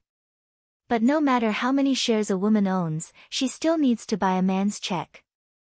After all, it's very rare to have a successful career. Xiaoya said. Jiang Zhao, you are such a wet blanket. Yi Er and I were chatting happily. But from what I saw, my wife can't accept your ideas. Jiang Zhao looked at Yi Er and raised his eyebrows. Yi Er immediately nodded. Yes, yes, yes. I can't accept it. I can't accept it. Qiu Xiaoya scolded Yi Er in her heart for being so useless and disloyal. After sending Qiu Xiaoya off, Jiang Zhao felt things were not going well today. His father-in-law wanted them to get a divorce, and he finally agreed to it. Another Qiu Xiaoya came to instill such negative thoughts in her mind. Yi Er looked at Jiang Zhao's mischievous smile as he pulled out a stool and sat down. Her instincts made her hair stand on end again. It was as if a voice was saying, "Little girl, don't be afraid. Actually, I just want to talk to you about life." Yi Er was expecting Jiang Zhao to say something, but he didn't say a word. She felt that the atmosphere was a little stiff, so she wanted to break it. Hubby, school hasn't started yet, so it's not so fast. I want to find a job tomorrow. Wait, what are you going to do? Jiang Zhao asked. Yi Er thought for a while and shrugged. Let's go and take a look first. What do you know? Jiang Zhao asked indifferently. I know how to dance. I've won awards before. Oh, you're asking me, Jiang Zhao's wife, to go out and dance? No, no. I'm going to see if there are any coaching jobs. That's not suitable. With your status, you can't do any job. Yi Er disagreed. It's nothing. The head of state's wife is a singer. He's from the arts troupe. The arts troupe is a military unit. How can it be the same? He's an artist. If you go and become a coach, you'll just be a ragtag army. Then, I'll give you a month to choose the profession you want to study. You can't try Qiu Xiaoya's high-end custom-made clothes. Her pricing hasn't been released yet. If she's very high-end, you can't wear her clothes. If people catch you trying to create hype, you'll get into trouble. Jiang Zhao said as he picked up an apple and started peeling it. He continued, Zhuang Yichen said that Qiu Xiaoya is careless, but I don't think Qiu Xiaoya is careless. She's always been very calculative. The brand, YA, is the crab that Zhuang Yichen eats first. Zhuang Yichen is a rich and handsome man. As long as he shows his face in a magazine, he'll be more popular than a celebrity. He just has to casually mention where he got his clothes made and it'll be worth a lot of advertising fees. Besides, how many people give face to Zhuang Yichen? During that time, he gave clothes to his friends and everyone wore them. That's how YA became popular in the upper-class circle. The media even praised it and said that this was a good atmosphere. Haicheng isn't like the nouveau riche in other cities who pursue expensive luxury goods. Welfare, Xinwu 799. Chapter 512. Yi Er felt that Zhuang Yichen was not the kind of person who would help others. Didn't you say that they aren't together anymore? Ha, do you believe that? I don't believe it. Zhuang Yichen doesn't seem like the kind of person who would make a losing deal. After peeling the apple, she cut out a tooth and inserted the fruit knife into the tooth. She picked it out and brought it to Yi Er's mouth. You're on good terms with Qiu Xiaoya now. It's good that they haven't really broken up. Yi Er recalled what Jiang Zhao had said before. Her father's matter required her to keep Zhuang Yichen in check, but she didn't think that Qiu Xiaoya could have any influence on Zhuang Yichen. That man was so shrewd that she couldn't see through him. Where's Dad? Yi Er asked as she ate the apple. Dad said that he went to settle the discharge procedures. He also took your medicine. What Jiang Zhao didn't say was that Yun Hongwei wanted to stand on the balcony to enjoy the breeze. He was probably feeling a little sad. Saying that he went to settle the discharge procedures was just an excuse. He wanted to calm himself down before coming in. Sister-in-law. Jiang Zhao saw that Yi Er was about to finish the first tooth of the apple, so he prepared to cut another tooth for her. As soon as the knife went in, he heard a voice that was so soft that it made his hair stand on end. Yi Er wanted to laugh, but she couldn't. She laughed dryly. Miss Tseng. Tseng Tingting walked to Yi Er's bedside with flowers in one hand and a thermos in the other. She still looked like a well-bred young lady, but the next second, she pushed Jiang Zhao aside and sat down. She opened the thermos and filled it with porridge. This morning, I heard from Dad's secretary that Jiang Zhao's wife was sick and that she was running around at work. So I called Jiang Zhao. He said that you had a high fever, so I came to take a look. Yi Er did not know what Tseng Tingting was up to. He broke out in a cold sweat. Actually, it's nothing much. I'm fine now. I'm ready to be discharged. Eat something. I heard that it's easy to get weak when you have a high fever, and you don't have much appetite. I made some red-skinned peanut porridge. It's nutritious and light. When Tseng Tingting finished speaking, she had already packed the porridge. Just as she was about to let Yi Er eat, Jiang Zhao interrupted, your sister-in-law just ate half a bowl. Still full. Tseng Tingting looked unhappy. She picked up the bowl and took a sip. She glared at Jiang Zhao. Really, you narrow-minded stinky man. Are you afraid that I'll drug your wife? Yi Er and Jiang Zhao felt awkward at the same time. Yi Er was being propped up on the table. Even if he wasn't hungry, he could only pick up his bowl and eat. Thank you, Miss Tseng. Call me Tingting. Yes, Tingting. Sister-in-law, I'm here to tell you that I want to steal your husband from you. Before Tseng Tingting could finish her sentence, Yi Er choked on the porridge and coughed. Eating someone from you is the right thing to say. She wanted to bribe her with a bowl of red-skinned peanut porridge. Jiang Zhao was only worth the price of a bowl of porridge. Shouldn't he at least exchange it with a bowl of egg-fried rice? Tseng Tingting pulled out a tissue from her bag and handed it to Yi Er. She continued, I don't think this counts as backstabbing. In today's society, competition is fair. Plus, with my understanding of Jiang Zhao, I can totally take him down. Jiang Zhao clicked his tongue and frowned. He had one arm around his waist and the other on it. His fingers curled as he rubbed his chin thoughtfully. Tingting, actually, I think that the next time you talk to your sister-in-law about something so serious, can you bring some abalone porridge or bird's nest? I should be more expensive than a bowl of peanut porridge, right? Yi Er choked on the porridge again. Was this what it meant to have telepathy? She looked up at Jiang Zhao. Hubby, can we not talk about the porridge and your relationship?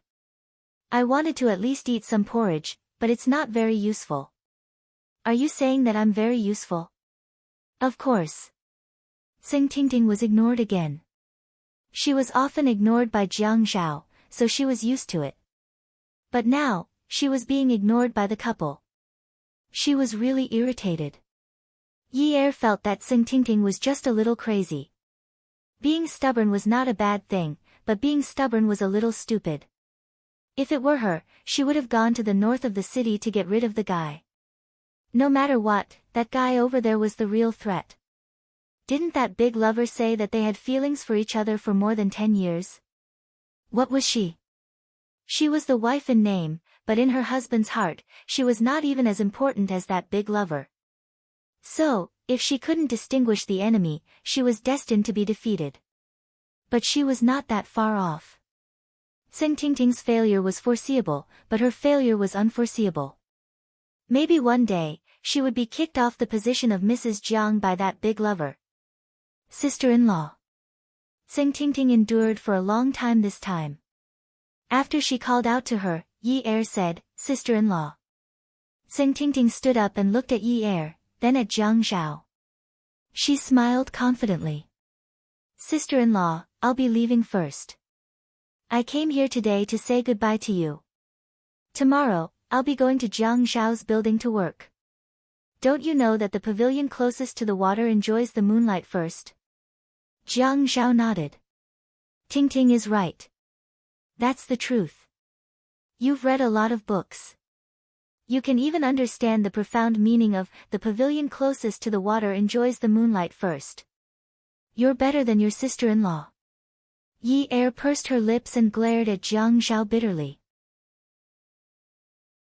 She said softly, why don't you let Tingting come to our house to work part-time? That way, you'll be closer. You'll be eating and sleeping at home every day.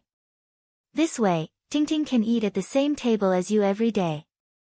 Jiang Zhao was unhappy. He felt that Yi Er didn't care about her anymore. She was here to steal her husband. Didn't she know how to steal her husband? Was she an idiot? Sing Tingting snorted. Yun Yi, you're going too far. You actually want me, Sing Tingting, to work part-time for you. How dare you say that? I'm from the Provincial Party Committee. Yi Er smiled and said, you're the daughter of the Provincial Party Committee's secretary. I know that. I'm not stupid. I'm just unhappy that my husband said that I don't even understand the meaning of, the pavilion closest to the water enjoys the moonlight first. I just want to try my best to explain that I understand the meaning of this sentence very well. That's why I asked you to come to our house. But I have to make things clear first. Our house is about 300 square meters. We have 5 rooms and 3 living rooms. Jiang Zhao and I change our clothes every day. Some of our clothes have to be sent to the dry cleaners. Some of our clothes have to be hand-washed. The bed sheets and blankets have to be changed once a week. The floor has to be cleaned every day. Enough. Sing Tingting stomped her feet angrily. Did this Yun Yi really want her to work part-time for her? Bah! Jiang Zhao stood to the side and didn't say a word. He listened with great interest. He always enjoyed this kind of process. Lu Qing always shook his head when he saw Sing Tingting. He was always afraid of offending her. He ignored her most of the time. He didn't expect that Yi Er wouldn't be afraid of this tough piece of meat and insisted on taking a bite. Interesting. Yun Hongwei took the medicine and listened into the room and began to bury his head in tidying up Yi Er. Yi Er didn't feel any discomfort to begin with, so she quickly changed her clothes. Sing Tingting wanted to say something, but she was thinking about what to say. This was because she didn't know how to deal with a big wife like Yun Yi. Unlike other women, if they knew that someone was trying to steal their husband, they would come out and make a scene. Instead of saying, you can call my husband and chat with me, she would say, come to my house and work part-time. You'll have more opportunities. If this wasn't a weirdo, then what was? When Unwu found out that Yi Er was hospitalized, he rushed to the hospital without eating dinner. If his grandfather hadn't asked Qin Rongfang out for dinner that night, he wouldn't have known that Yi Er had a high fever and fainted from the fever. Qin Rongfang originally wanted to go over to check on Yi Er at night, but Xi Jintian invited him to dinner. Jiang Zhao also said that it wasn't a big deal, so he let it go. Unwu found out from Qin Rongfang which hospital Yi Er was hospitalized at, so he excused himself and left. When he rushed to the hospital, Jiang Zhao happened to be walking out of the elevator with his arm around Yi Er. He didn't look well and was so pale that he didn't have any luster. When Jiang Zhao saw Unwu, his lips were pursed into a stiff smile, but no one could tell. Unwu didn't even greet Jiang Zhao and asked Yi Er anxiously, what happened? Why is she hospitalized? Yi Er tilted her head and looked up at Jiang Zhao. Seeing that Jiang Zhao didn't react, she answered Unwu, she caught a cold yesterday and slept a little late, so she got a fever. Jiang Zhao put his arm around Yi Er's shoulder and said, honey, when we go back today, let's go to bed early and not stay up late. In the ears of others, these words were extremely ambiguous. Unwu simply looked up at Jiang Zhao. Yesterday, when he asked Yi Er to take the painting back, he was hoping that Jiang Zhao would find out that he was the one who had painted for Yi Er. There was nothing to hide. He just liked Yi Er. Jiang Zhao replied disdainfully. Yun Hongwei came back from outside the hospital and happened to see a group of people at the elevator door. He said to Yi Er, "We've put everything back in the car. Let's go." The group of people had just taken a few steps when Unwu called out to Jiang Zhao. "Zhao Gu, let's have a chat." His voice was calm and carried a hint of a smile. Jiang Zhao stopped in his tracks. He didn't immediately turn around but patted Yi Er's shoulder and said, "Go to the car with Dad first. It's cold now and the wind is very strong. You'll catch a cold when it's just right. I'll come over in a bit." Yi Er nodded. Jiang Zhao had warned her not to be alone with Unwu again. She had also agreed, so it was time for her to leave. Moreover, she felt very awkward right now. It wasn't just an ordinary awkwardness, so girls shouldn't casually take nude photos. If they drew nude paintings, they would run into trouble one day. Jiang Zhao was just turning around when Unwu walked over. "Do you want to go to the car? If there's anything you want to say, just say it." Unwu looked much weaker next to Jiang Zhao. However, the light slowly gathered in his eyes, increasing his strength every second. He said provocatively, "You know, right?" The thing that made Jiang Zhao choke was the painting. Yunwu's eyes were telling him, "You know, right?" Yi Er's body was very beautiful. She clenched her fists and smiled faintly. "It seems like this isn't a suitable place to talk. Let's go upstairs." When Jiang Zhao finished speaking, he had already taken a long step to the side of the elevator. He reached out his hand and poked the triangle icon with his well-defined fingers. He softly said, "Okay." Unwu followed and stood beside Jiang Zhao. His elegant and beautiful appearance made Jiang Zhao's handsome face even more furious. The elevator went straight to the 5th floor and stopped. Jiang Zhao walked in front and Unwu followed behind. The two of them entered Yi Er's room. When Jiang Zhao closed the door, he pressed the "Do Not Disturb" button. Just as the light was pressed and Unwu steadied himself, Jiang Zhao suddenly threw a punch at the left side of his face. This punch directly hit the spot where Unwu was standing. He bent over and held his face, rubbing it. The taste of blood filled his mouth. Jiang Zhao reached out to unbutton his suit and wanted to take off his clothes. Talk your ass." Just as he took off his clothes to his elbow, Unwu suddenly looked up. His fair and slender fingers suddenly clenched into an iron fist and lifted it up. Jiang Zhao was just about to catch Yunwu's fist, but his suit had just been taken off. This slow slap caused him to be pushed against the wall by the force of gravity. A line of blood immediately appeared at the corner of his mouth. Awesome novel, Xinwu 799.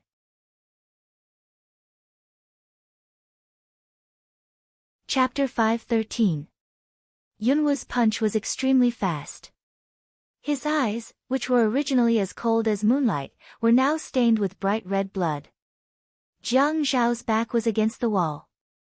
When he saw the fist coming, his neck quickly tilted to the side, causing the fist to hit the wall heavily. Taking advantage of this split second, he raised his elbow and hit Yunwu's back with full force. There was limited space at the entrance, and at this moment, the two tall men took up a lot of space, making it even more cramped as they fought. The fight didn't look spectacular, and it was very childish. The two men lay on the ground on their sides, twisting their elbows to pin each other down. Their eyes were fierce, but they were both injured. Unwu panted. "Jiang Zhao, there's no point in hogging something that doesn't belong to you." Jiang Zhao smiled faintly and replied, "Unfortunately, she can only belong to me." Yunwu's expression was extremely calm, but the strength in his hands didn't weaken. But she doesn't love you. She just had to rely on you because she had no one to rely on at that time. If she had known about my family background earlier, do you think she would have been with you? She would have relied on me willingly instead of being forced because she trusts me. This was the thing that Jiang Zhao didn't want to talk about the most, and he didn't want to think about it in detail. He had always thought that as long as they continued to be together, they would develop feelings for each other. Someone once said that women and men were different. If a man had no interest in a woman from the beginning, and if he couldn't develop feelings for her, he wouldn't be able to build feelings for her. But women were different. Even if she married a burly man, even if she didn't love him at first, as long as that man treated her well, she would forcibly brainwash herself and tell herself that this man was good to her and that she could love him. Then, many years later, she would realize that she really did love him. When she had lied to him about getting into a car accident, he knew that he had fallen. He had completely fallen. If he had fallen, so be it. He had accepted it. Some people could only see the end of their relationship after a lifetime. He was considered lucky, wasn't he? However, the problem between them did not last long. Many years later, they had not been married for long. Before he could make her feel that he was good, there were already groups of people jumping out and trying to sow discord between them. Shi Yunwu said that Yi Er trusted him. Fuck you. If she didn't trust me, she wouldn't have asked me to draw for her. Don't you know that? Hearing this, Jiang Zhao's face changed. He hated this. Thinking of this, his blood surged. He thought that it was necessary to dig a basement here immediately and bury Shi Yunwu in the basement after killing him. He wanted to make this wolf in sheep's clothing disappear from the world forever. Jiang Zhao suddenly felt an uncontrollable force rush out of his body. The original stalemate instantly changed. Jiang Zhao flipped over and pinned Yunwu down. He broke free of their bindings and threw a punch at Yunwu's face. He took a deep breath and spat at Yunwu. You're so pathetic that you think too highly of yourself. Why do you have to say such words without any confidence to comfort yourself? Yunwu indeed had no confidence. If his words had hit Jiang Zhao's weak spot, then Jiang Zhao's words had also hit him where it hurt. He exploded with strength and did a small carp flip, sending Jiang Zhao, who had just gained the upper hand, to the ground. Yi Er was waiting anxiously in the car. Why did the two of them take so long just to have a chat? She was not at ease at all. She was very anxious, especially since she knew the cause and effect of the incident. Yunwu was a simple person, but Jiang Zhao's performance yesterday made her know that Jiang Zhao would not give up so easily. Yi Er knew Jiang Zhao's mentality, but she did not know Yunwu's intentions. She started to worry and said to Yun Hongwei, Dad, I'll go up and look for Jiang Zhao. Why is he still not down after so long? Yun Shidi said. Don't go. It's windy outside. Didn't Jiang Zhao ask you to wait for him in the car?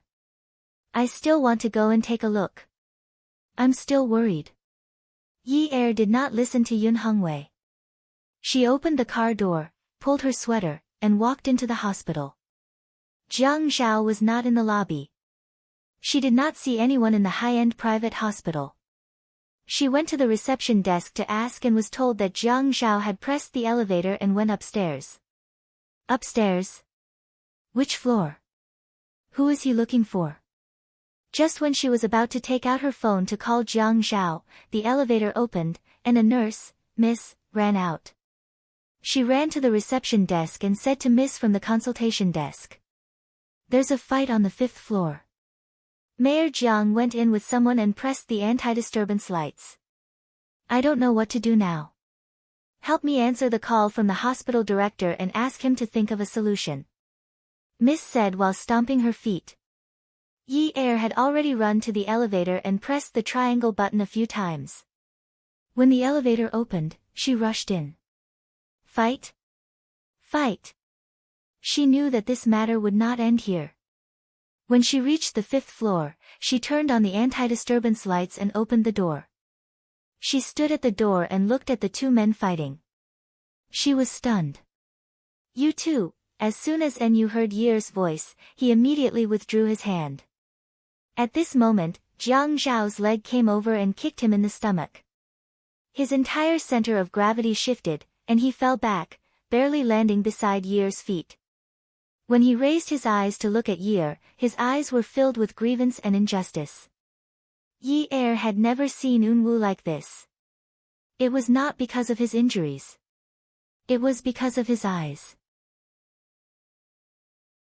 He used to be calm in the past. Even if he did not have any desires, he was not weak. He had never shown any grievances before. Unruly. Yi squatted down and helped Unruly up.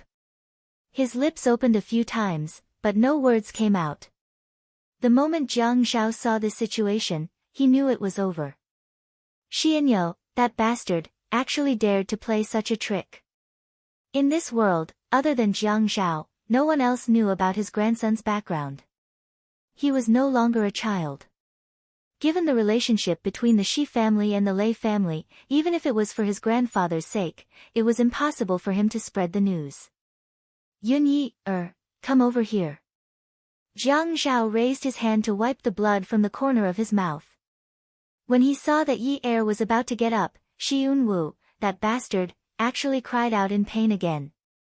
Yi immediately squatted down and helped him up. I'll call the doctor for you right now. Just bear with it. Unruly immediately grabbed Yi hand and fell into Yi arms. He was very sensible and did not blame Jiang Zhao at all. It's okay, I'll go back later. I don't see patients outside. I have a family doctor at home. It's fine, don't worry. Jiang Zhao closed his eyes. It's over, it's over. How come I didn't know that there was such a good actor in this world? That look of wanting to eat someone alive just now disappeared in an instant. No wonder this best actor could take the hits even though he could have dodged them. Was it to make it seem like his injuries were more serious? As expected, his skills were profound and his endurance was extraordinary. He couldn't do it. Especially when he saw his wife hugging another man and comforting him, he couldn't do it. Yunyi. I'll say it one more time. Come here. Know your place. Yi raised his head and looked at Jiang Zhao. Then he looked at Yunwu's face, which was already beyond recognition. Why did Jiang Zhao hit him so hard? Wasn't this a little too harsh? Wait a minute, I'll call a nurse for Unruly.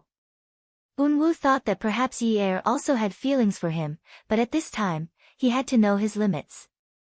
If he overdid it, it would be meaningless. Go to Zhao Gu. There was a misunderstanding between us. You don't have to blame him. Besides, when I couldn't take it anymore, I hit Zhao Gu too. We're even now. Go ahead.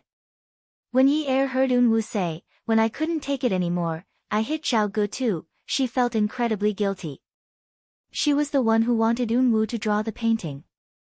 Yesterday, she wasn't satisfied with being bitten by Jiang Zhao. Today, she hit Unruly again. In any case, she had implicated Unruly. What did a boy like Unruly do wrong? Why did he have to be beaten so badly? It was impossible to say that she didn't blame Jiang Zhao in her heart. However, when it came to Jiang Zhao, she didn't have the confidence she had when it came to Min Zikai. She didn't dare to be rash or act recklessly. She couldn't say anything, but what she could do was to ignore him. Yes, ignore Jiang Zhao. Okay, okay. Don't be stubborn. Lie down for a while. I'll call the nurses. These nurses don't dare to come in. Just wait here. Yi didn't look at Jiang Zhao. She directly laid Unruly flat, stood up, turned around, and walked to the door to pull it open. Unruly lay on the floor. When he heard the sound of Yi turning around and walking away, he raised his head and looked at Jiang Zhao, who was standing inside. He raised his eyebrows and smiled. This could be considered a strategic victory, right? When Jiang Zhao saw this, he got angry. He closed his eyes and told himself to calm down first. This Shi Yunwa's tolerance was too good. If he still vented everything out, he would really be done for today. Yunyi. Jiang Zhao called out to Yi. His voice sounded a little rushed, and it sounded like he had used a lot of strength. Yi Er heard him clearly and immediately turned around. What's wrong? I'll talk to you. Jiang Zhao continued to pant. His shoulders slumped, and he staggered a step. He reached out to support himself against the wall. Yi Er had already turned around to support his other arm. Jiang Zhao said, "Don't go out. Open the door, call the Shi family and have them come to pick me up. If you open the door now, I'll be in the news tomorrow. You want your husband to lose his job, don't you?" Jiang Zhao's words were intermittent, and he was already injured. At this moment, his brows were furrowed, and it seemed like his injury was serious. Yi Er saw that Jiang Zhao's injury wasn't as serious as Yunwu's, but his voice and speed were too scary. Yi Er reached out to touch his body. "Where are you hurt?" During Jiang Zhao's fight with Enyu, he had hit Enyu's face, so the inner wall of his mouth was damaged. At this time, there was already some blood in his mouth. As long as he sucked harder, the blood would come faster. He didn't speak for a long time, like he was in too much pain to speak. Unwu was still lying on the floor, and he groaned softly. Yi Er was worried about both sides. Unwu was still able to groan, but Jiang Zhao looked like he was in pain. Yi Er asked Jiang Zhao anxiously, "What happened?" Jiang Zhao waved his hand, telling Yi Er not to worry. He was fine. However, when he turned around and sat down on the bed, he spat out a mouthful of blood on the bed. Yi Er was scared out of her wits. Before Jiang Zhao could say anything, she ran out like a gust of wind. The sound of the door being unlocked was loud. Then, Yi Er ran outside and shouted, "Doctor, doctor." Jiang Zhao heard the commotion outside and smiled. He immediately stood up from the bed and walked to the entrance. He looked at Unwu lying on the floor and kicked him. He laughed. "Once you get up, Yunyu will be back before you can fight back. Ha! Come and see, Hengcha 866.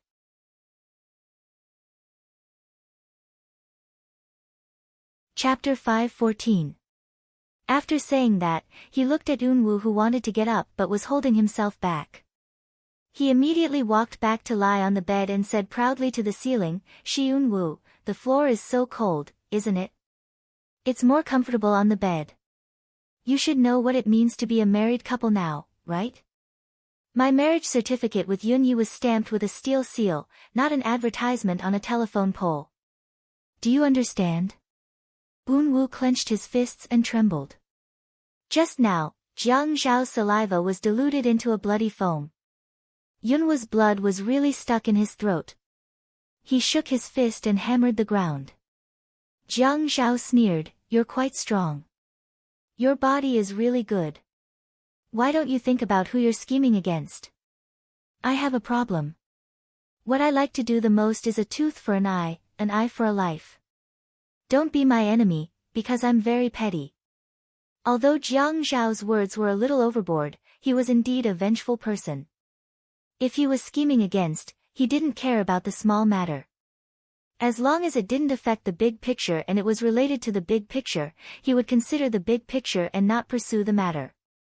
Even he had a bottom line that he couldn't cross. Stealing his wife. No man could accept it. He couldn't cripple or kill Shi Yunwu now, but he could return the tricks that Shi Yunwu had used on him. He couldn't return a tooth for an eye for a life, but at least he had to return a tooth for a tooth. Didn't Shi Yunwu, this grandson, pretend to be seriously injured? Fine, he couldn't let himself be wronged. He had to add another kick to make up for this grandson's performance. Didn't Shi Yunwu pretend to be pitiful? Who didn't know how to pretend to be pitiful? His wife acted cute, coquettish, and pitiful for him every day at home to gain sympathy. Even if he hadn't eaten pork before, he had watched a pig run for a long time. He had no choice. He had a good master at home, so he didn't act without reason. Jiang Zhao, that's all you can do. Let's see who can last longer. I'll keep you company. Jiang Zhao lay on the bed and stretched. Just by relying on the difference in treatment between us now. One on the bed, the other on the floor. Let's see who can lie down for a day. Unwoo was so angry that he had to take deep breaths to suppress his impulse. He really wanted to jump up and beat up Jiang Zhao, but he was worried about Yi Er's footsteps outside. Yi Er dragged the doctor into the room. When Jiang Zhao heard the sound, he immediately turned to the side and curled up. He frowned in pain. Yi Er asked someone to carry Unwoo to another ward. Yi Er did not notice Yunwoo's resentful and reluctant gaze. She quickly walked to Jiang Zhao's bedside and reached out to grab Jiang Zhao's hand. Tell the doctor, where are you hurt? Huh? Yi Er was really anxious. Jiang Zhao was a very boring person. She knew that this man was definitely a male chauvinist. Didn't all men who grew up in a place like the Qin family think that they were dying of manliness? Of course, Qin Fian was a weirdo. Jiang Zhao definitely thought that he was quite capable and manly. He was determined not to admit that he was seriously injured in front of a woman. The more Jiang Zhao did not say anything, the more Yi Er was at a loss. Doctor, why don't we just send him to take an X-ray? Yi Er was originally the one hospitalized, but now the roles were reversed. It was Jiang Zhao. Yi Er also stayed in the hospital. She simply asked Yun Hongwei to go back. She had to take care of Jiang Zhao when they went to pick up her brother tomorrow. When the time came, she would send someone to pick him up with her father. This way, it wouldn't affect each other. Jiang Zhao fought with Unwoo and was injured. He definitely couldn't go to work, but the reason for his injury was actually acting bravely for a just cause, in the report. The next day, Yi Er drew the curtains open to let the sunlight into the room. The withered branches and leaves outside were blown around by the wind. Other than evergreen plants like holly, it was really a bleak scene. Yi Er thought about Jiang Zhao's acting bravely for a just cause, and was speechless. She didn't know what kind of righteousness this guy saw and what kind of bravery he had. She turned around and saw Jiang Zhao leaning against the headboard and reading the newspaper. She walked over and sat down. Yi Er said as she peeled an apple, "Hey, you really have the nerve to write such a reason for your injury. Even I feel embarrassed for you." Jiang Zhao looked indifferent. He flipped through the newspaper in his hand and swung his legs. He didn't look like a patient at all and sighed. "Actually, I'm also very embarrassed, but this was written by Lu Cheng without my permission." So this is Lu Cheng's fault. If Lu Cheng didn't write a leave for you, what are you going to report? Jiang Zhao thought for a moment. He flipped through the newspaper in his hand and continued reading. "I have to think about what kind of injury I suffered to get more compensation and a longer leave. It's best if it can be recorded so that it'll be beneficial for my promotion in the future." As he said that, he clicked his tongue. Lu Cheng is also brainless. How can he be so unskilled when applying for a leave of absence? I have to talk to him properly next time. My salary is so low. I should ask him to check if I have work-related injury leave that is 3 to 5 times my salary for a day of injury. Yi Er wanted to stab the fruit knife in her hand directly into the man's mouth and twist it until his intestines and stomach rot. He couldn't say such immoral things anymore. Aren't you afraid that someone will investigate you? Say that you made a false report. Oh. Jiang Zhao pursed his lips and shook his head childishly. I'm so scared. Ha. Yi Er decided to finish peeling the apple and stuff it into the man's mouth. That was the most important thing right now. Otherwise, if she let him continue being so smug, she would feel inferior. Jiang Zhao saw that Yi Er wasn't going to banter with him anymore, so he put the newspaper on his lap. Yun Yi Er, you went to see that brat this morning, right? No. Yi Er handed the apple in her hand to Jiang Zhao. I plan to go take a look later. Just like how I cut it yesterday. Jiang Zhao glared at Yi Er and said angrily. Oh. Yi Er started cutting the apple again. Jiang Zhao said coldly, when I was injured and hospitalized, if you dared to take a step out of my room, I'll teach you a lesson. If you don't believe me, you can try. You were the one who injured him. He didn't hit me. Take a look for yourself. Am I not injured? What's more, that brat Unruly is a wolf in sheep's clothing. I told you to stay away from him, not discuss it with you. Yi Er's expression changed. Unruly was a special person to her.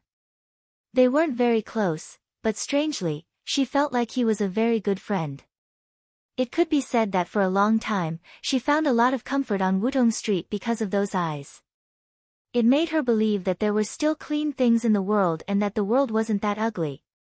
It was just that she happened to encounter ugly things and people. However, she wasn't completely unlucky because she met such a clean boy. When she was in a bad mood, she liked to go there to look for him. Sometimes, standing by his side and watching him draw was also a kind of enjoyment. When Jiang Zhao told her to stay away from Unruly, she could agree, but she couldn't tolerate Jiang Zhao insulting Unruly like this. You really are something. You told me to stay away from him, so I stayed away. Why did you have to attack him personally? I was the one who brought up the matter of drawing. You've already bitten me and punished me. Now you're picking on other people's matters. What kind of man are you? Jiang Zhao was stunned. He knew that no one around would believe that Unruly was the biggest liar, but he still wanted to tell Yi Er that Unruly wasn't what he appeared to be and should stay away from him. This person was too dangerous. As her husband, there was nothing wrong with reminding her like this. What was she doing now? Why was she filled with righteous indignation? Protecting him. I'm not a man. Jiang Zhao's expression darkened even more.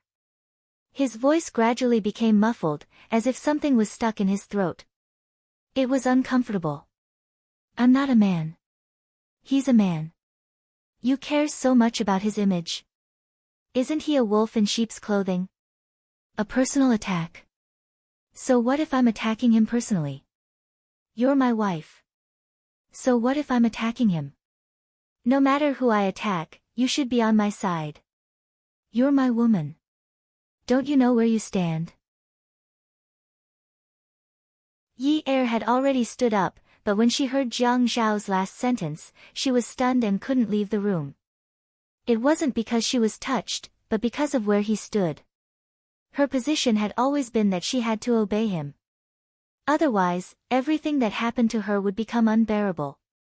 Someone would come and snatch her younger brother away. Someone would immediately send her father to prison. She relied on him to make a living. Suddenly, she remembered what Xiao Yiqiu had said. She was right. Women were useless and deserved to be bullied. A man could kill and seize with a wave of his hand. You had no right to argue with him about who was right or wrong. You had no right to argue with him. What he said was the rules. His rules were the rules. Yi Er lowered her head and sat down. She continued to slice the apple. She had always been able to tolerate it. It wasn't the first time he was being unreasonable. What was there to be uncomfortable about? He had said before that she shouldn't think too highly of herself and shouldn't be calculative with him. She placed the sliced apple next to Jiang Zhao's mouth. Eat it. Jiang Zhao looked at Yi Er and suddenly felt like burning the house down. No matter how angry he was, she could choose to ignore him and treat him lightly. A 19-year-old girl actually had such skills. She definitely wasn't human in her previous life. Thinking about what Yun Hongwei had said, did he really wrong her? What did he do to make her feel wronged? Ever since she got together with him, he didn't even ask anyone to take care of her younger brother. He was just waiting for her. When she said that she missed her father, he would think of a way for her. Although he wasn't completely acquitted, being released for medical treatment was much more comfortable than being in prison. He also asked Zhuang Yichen to speed up the investigation of the opponent. He saw that the house she lived in was small and old. He had long wanted to change it to a bigger one. After all, she used to be Mississippi. Even if she wasn't a miss from a wealthy family, he had a reason to let his woman live a better life. He had never shortchanged her in food and clothing. He didn't even give her living expenses. Instead, he gave her one of the company's dividend cards and never asked how much she spent. He tried his best to get closer to her family. He brought her younger brother to the amusement park and was polite when he spoke to her father. He never put himself in a high position. But the feeling he got from her was that when it came to a critical moment, she immediately obeyed him with the attitude that he was still useful to her. She really didn't feel that he was good at all. He didn't even know how she would treat him after the incident with her father was over. Reveal her true colors. Jiang Zhao suddenly had a self-harming thought. This day would come soon. He really wanted to fight with her. He really wanted to know how she would bare her fangs and brandish her claws to him when he was no longer of any use. Yunwu's ward was on the 4th floor. Shi Jintian rushed over after receiving Yi Er's call. He was so scared that his soul almost left his body. Only he knew that Yunwu's heart had been replaced. He was most worried about whether his life would be in danger after being beaten like that. The family doctor naturally followed him, but Unwu refused to be discharged and insisted on staying in the hospital. If it was anyone else who had beaten Unwu, he would have killed that person's entire family if they dared to lay a finger on him. But it just had to be Jiang Zhao. Jiang Zhao was also hospitalized.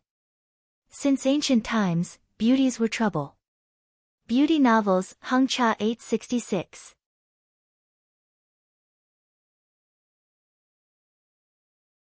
Chapter 5:15. Unwu said generously, "Grandpa, this isn't a matter of whether I can bear it or not. I once drew a nude picture of Yi Er, and Jiang Zhao knows about it. He now knows that I like Yi Er, so we have a grudge. But this is between the two of us. It has nothing to do with the family." In the face of Yunwu's relaxed indifference, Shi Jintian only wanted to grab a vase and smash it on Yunwu's head. He wondered if that would wake him up. This grudge had nothing to do with the family. Could it have nothing to do with it? This was the daughter-in-law of a wealthy family, not the daughter-in-law of an ordinary worker's family. If anything happened to her, the whole of Haiqin would know. No one would be able to shut their mouths then. "You don't know what's important." Shi Jintian scolded loudly. This was something that had never happened before. "I don't know what's important." "Grandpa, when I met Yi Er, Jiang Zhao was still squatting in some corner. What's wrong with me drawing a picture of Yi Er? I do like Yi Er. Am I wrong?" Yun was originally casual and slow speech became hurried and agitated at this point. "I'm already 20 years old. Am I wrong to like a girl? I didn't start liking her after she got married. I've liked her for a long time. You told me not to be shocked, not to be angry, not to have any desires, but Grandpa, is that something I can control? I've controlled myself before. I thought it wasn't because I liked her. I've been controlling myself too much, and that's why Jiang Zhao got away with it. Did I want to create such a situation? Just because I had a heart transplant, I couldn't be happy for more than 10 years. Now that my heart is fine, is it too much for me to want to get a girl I like? Is it too much?" "Unwu, don't get agitated. Grandpa, don't be like this. You always tell me not to be agitated, not to be agitated. But yesterday, I was very agitated. I hit Jiang Zhao, and Jiang Zhao also hit me. My heart is fine. Grandpa, I can be agitated, I can. I can have emotions like a normal person. I can be unhappy. I can get angry when I encounter something that makes me angry. I can vent my anger when I can't take it anymore. I can use the power of jealousy to rush into my fist and hit people. I can use my anger to fight against my love rival." Yunwa's eyes turned red, and his decibel level suddenly rose again. "Ah!" With a long howl, Shi Jintian, who was scared to tears, hurriedly stepped forward and patted Yunwa's back. Unwu finally calmed down. He grabbed a pillow from behind him and hugged it in his arms. He mumbled, "Grandpa, I can do all of that. I can do all of that. Do you understand? Grandpa, don't say such things to me in the future. I'm a normal man. I can get angry and fight like Jiang Zhao. I'm a normal person. I'm not a patient. I'm not. Tears flowed down the boy's elegant and beautiful cheeks and fell on the pillow, creating a pool of wet stains. Unwu, it's Grandpa's fault. Grandpa hurt you. If Grandpa didn't take that path in the past, our family wouldn't have encountered such a thing. Even if we didn't become rich, we would still be safe and sound. You wouldn't have suffered so much in the past 10 years. Unwu. Shi Jintian wrapped his arms around Unwu and comforted him. He always felt helpless whenever Unwu was sad. He used to be a mafia figure who could cover the sky with one hand. After the Lei family was destroyed, he changed his name, but he still had power. Naturally, he had many servants. However, after Yunwa's heart was changed, he didn't trust any of the servants. He had to do most of the chores himself. He was a burly man who could call the wind and summon the rain. He had to learn to be gentle, patient, and indifferent. He had to learn not to be rash or impatient. For someone who had worked in the underworld before, this was undoubtedly torture. However, for the sake of this young man, he persevered.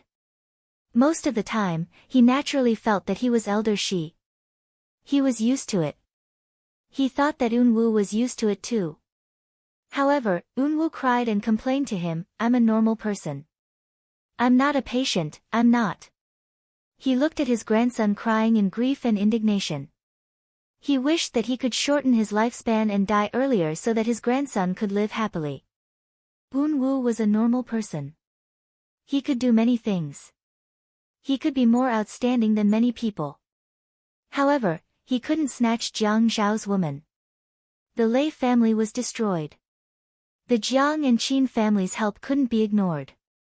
If the Jiang and Qin families hadn't helped cover it up and used their power to edit a large number of files and records, it had long been dug out by some of his enemies. He still remembered when old Jiang called him and asked, "What are your plans for the future?" At that time, he looked at little Unwu on the bed and said to old Jiang, "I only want to have a place in the right path. Let me and my grandson live a peaceful life." Old Jiang asked, "Do you think it's reliable to change your name?" He said, "Change your surname to Shi.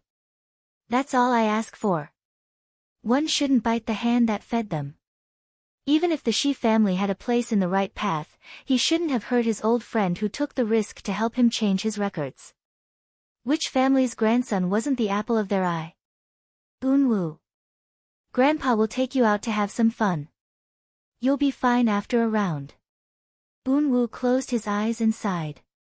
He couldn't understand the concept of friendship because he had no friends since he was young. He only knew that Sister Hua was good to him, so he had to be good to Sister Hua. Ah Gui was loyal to him, so he had to be good to Ah Gui. Yi Er had been good to him for so long. Since his grandpa refused to help him, he had no choice but to help himself. "Grandpa, I don't want to go out to have fun. After I recover, I want to go to work at the company. I'm already 20, and I only go to the company on Mondays and Fridays. I don't think that's right. After all, everything at Shi Empire needs to be managed by me. I think if I'm busy at work, I'll think less." "I'm glad you think that way." Unwu couldn't see Shi Jintian's consolation and couldn't hear Shi Jintian's joy. He looked out the window, and his eyes were distant. His hands that gripped the pillow tightened into fists. He thought to himself, "Jiang Zhao, even though the sea is wide, you have to be careful, or else you'll hit a reef and capsize." Seeing Yunwa's gaze drifting away, Shi Jintian felt something was off. He didn't dare say anything, but he was worried that he might hurt Yunwa's pride. He thought about it and decided to strike from the side. In a serious tone, he said, "Unwu, actually, we're indebted to the Jiang family and the Qin family. Without their help, we wouldn't have been able to leave Japan safely, and we wouldn't have been able to grow so smoothly. However, Elder Jiang and Elder Qin have never mentioned their kindness and help, and they are very careful with their words. They are afraid that I might feel indebted to them, so they purposely put me down." Unwu. This kind of affection is not something that can be explained in a short period of time. Grandpa wants to force the brotherly love from the previous generation onto you, that's my fault. However, is the so-called love between a man and a woman really more important than everything around you? Unwoo kept looking out of the window. He watched as everything outside the window began to blur. When he heard Shi Jintian's last word, he called out softly, "Grandpa." It wasn't that he didn't hear it, but he listened very carefully. Anyone who had experienced the ups and downs of his life would understand the meaning behind it. He took a breath and slowly exhaled. "Let me be alone for a while." Unwoo put the pillow down, lay down, pulled the quilt over himself, and closed his eyes. "Let me be alone for a while." Shi Jintian nodded. "Okay, Grandpa will go out first." Prosecutor's office. Ouyang Yen was wearing a navy blue inspector's uniform with a small badge pinned on her chest. Her hair was tied up at the back of her neck, and she held a file in one hand in front of her chest. The sound of her black ordinary 5-centimeter high heels walking on the smooth and clean floor was fast and powerful. She walked forward with her head held high and her chest puffed out. She looked straight ahead and said to Zhu Yu, a female colleague beside her, "Since someone reported Yun Hongwei's case, it should be investigated. Moreover, it should be investigated deeply." Zhu Yu also quickly followed Ouyang Yen. "But Inspector Oh, this matter." Zhu Yu looked around and whispered, "Let's go to the office and talk about it." "Okay." Ouyang Yen was a rare beauty in the inspection department. When she was at work, even if her gaze was very firm and she talked about business with a very serious expression, her voice was still very gentle. It made people feel that she was a person who had never been angry. Naturally, she was very popular. After closing the office door, Zhu sat opposite Ouyang Yen. "Inspector Oh, we can't touch this matter now." "Why can't we touch it?" "It's not that you don't know. Although the function of the inspection department is there, we are also restricted in many things." Ouyang Yen smiled. Her smile had always been warm and had the effect of calming and reassuring. "You mean that there is an authority involved now, right?" "Yes. And this case is not assigned to us. Why should we get involved in this muddy water?" Forget it, forget it. Don't tell anyone about this matter.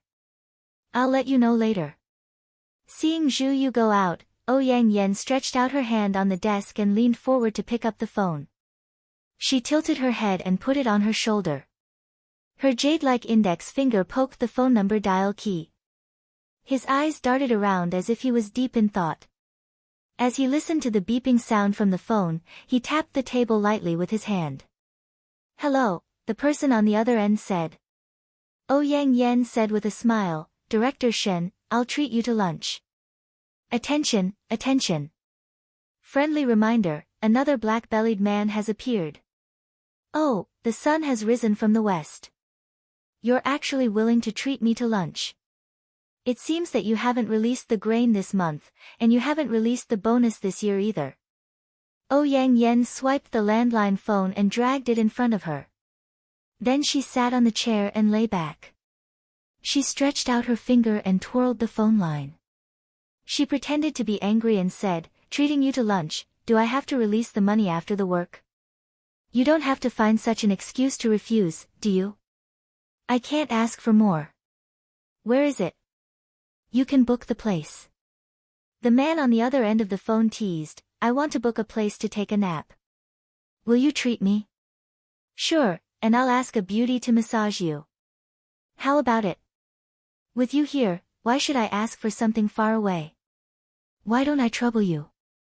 Ouyang Yan's face turned cold, but she put on a smile in an instant. "Here we go again. Do you want to eat or not? I'll count to 3. If you don't agree, it will expire." See. You're so sincere. Let's meet at the Sea Moon restaurant. Welfare, Xinwu 799.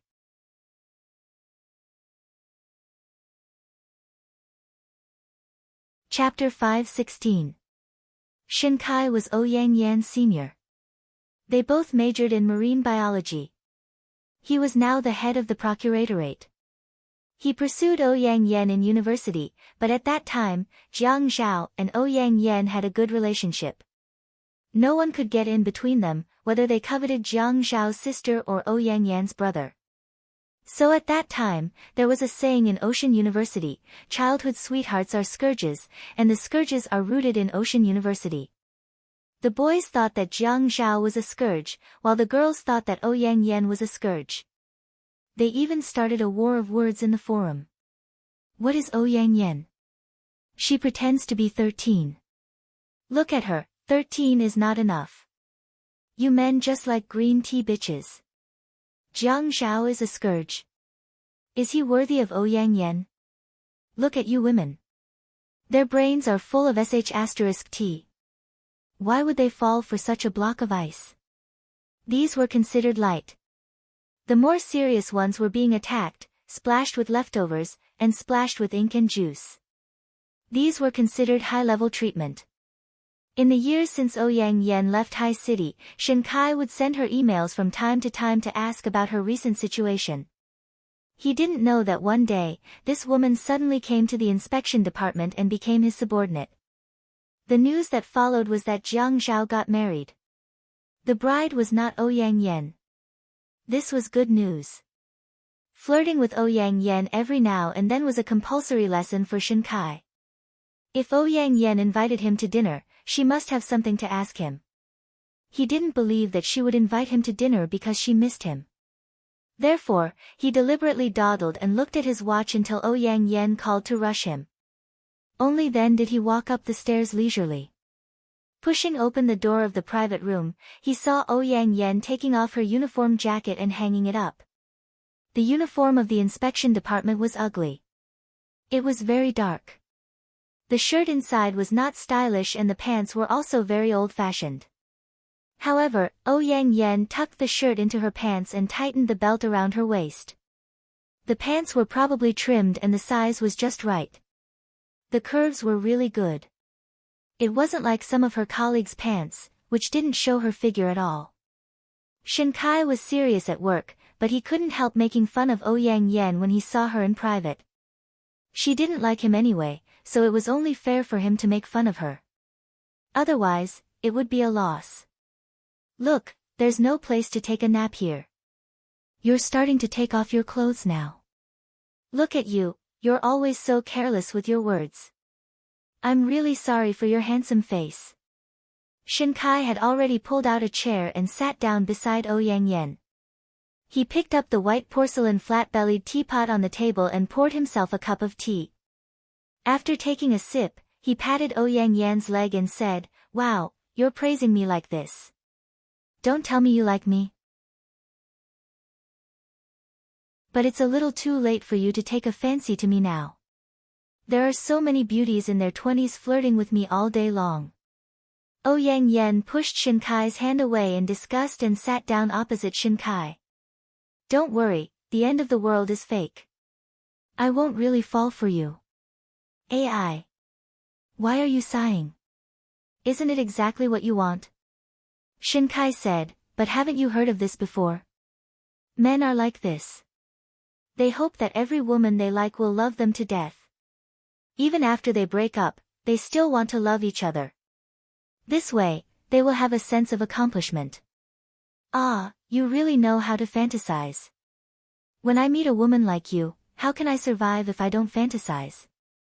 Shinkai took the menu and flipped through it. He stopped joking and asked, "What made Inspector O willing to treat me to a meal?" Ouyang Yen was straightforward. "I want to take on Yun Hongwei's case." "Reason?"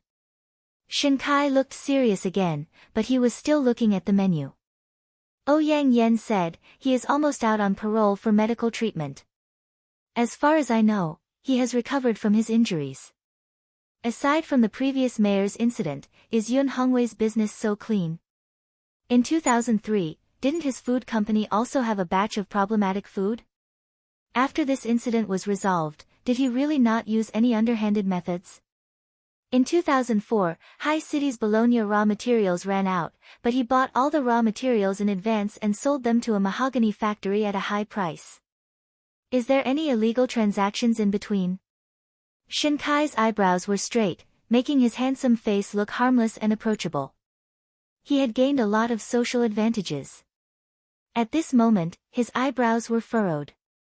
This tall man had long hands, and the service bell was in the middle of the big round table. He pressed it gently, and the waiter came in. Order. Ouyang Yen did not say anything and waited for Shinkai to order. The waiter was around, and it was hard to say anything.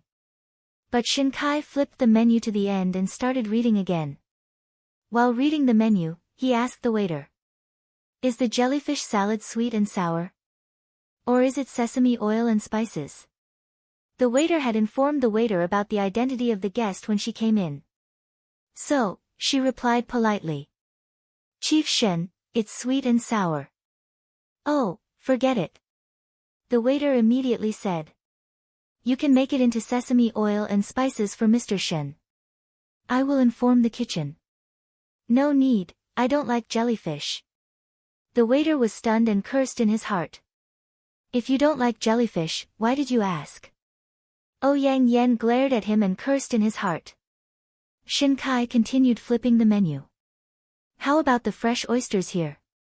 The waiter said, Mr. Shen, our fresh oysters are directly flown in from North America. They are all deep-sea wild, forget it, I don't like to eat raw things. The waiter immediately said, Mr. Shen, our oysters can also be baked and grilled. They are equally delicious. Shinkai shook his head regretfully. No need, I don't like to eat oysters. The waiter and Ouyang Yen were petrified. Oh right, I know that your sea cucumber is good. I heard that the soup has been left for a long time.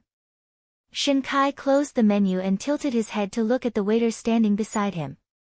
The waiter thought, this business is not going to fail, right? There was hope this time. Yes, Mr. Shen. Our sea cucumber is the most famous in High City. The chef's soup uses more than 70 secret ingredients, and it has to be left for 3 days, forget it. Didn't they say that it's not good to drink water that has been boiled for a long time? Besides, the soup is still the same. Scallops, old chicken, bones, and some other things. More than 70 kinds of ingredients. Why don't you say 700 kinds? The waiter already wanted to hold the table, but the restaurant's rules forbade the waiter from touching the table. They couldn't appear lazy, but she really wanted to give the head of the procuratorate a hammer. Don't think that she couldn't do it just because he was good-looking. She relied on commission to make a living. Was it easy for a worker like her who relied on part-time jobs to earn some extra money? Unless he was willing to be her boyfriend, she wouldn't care about the commission. Alright, don't think too far ahead. The most important thing was to attract business. When doing business, one had to welcome customers from all directions, including those who were picky. The waiter flashed 8 teeth. Mr. Shen, it's impossible to have 700 kinds of ingredients.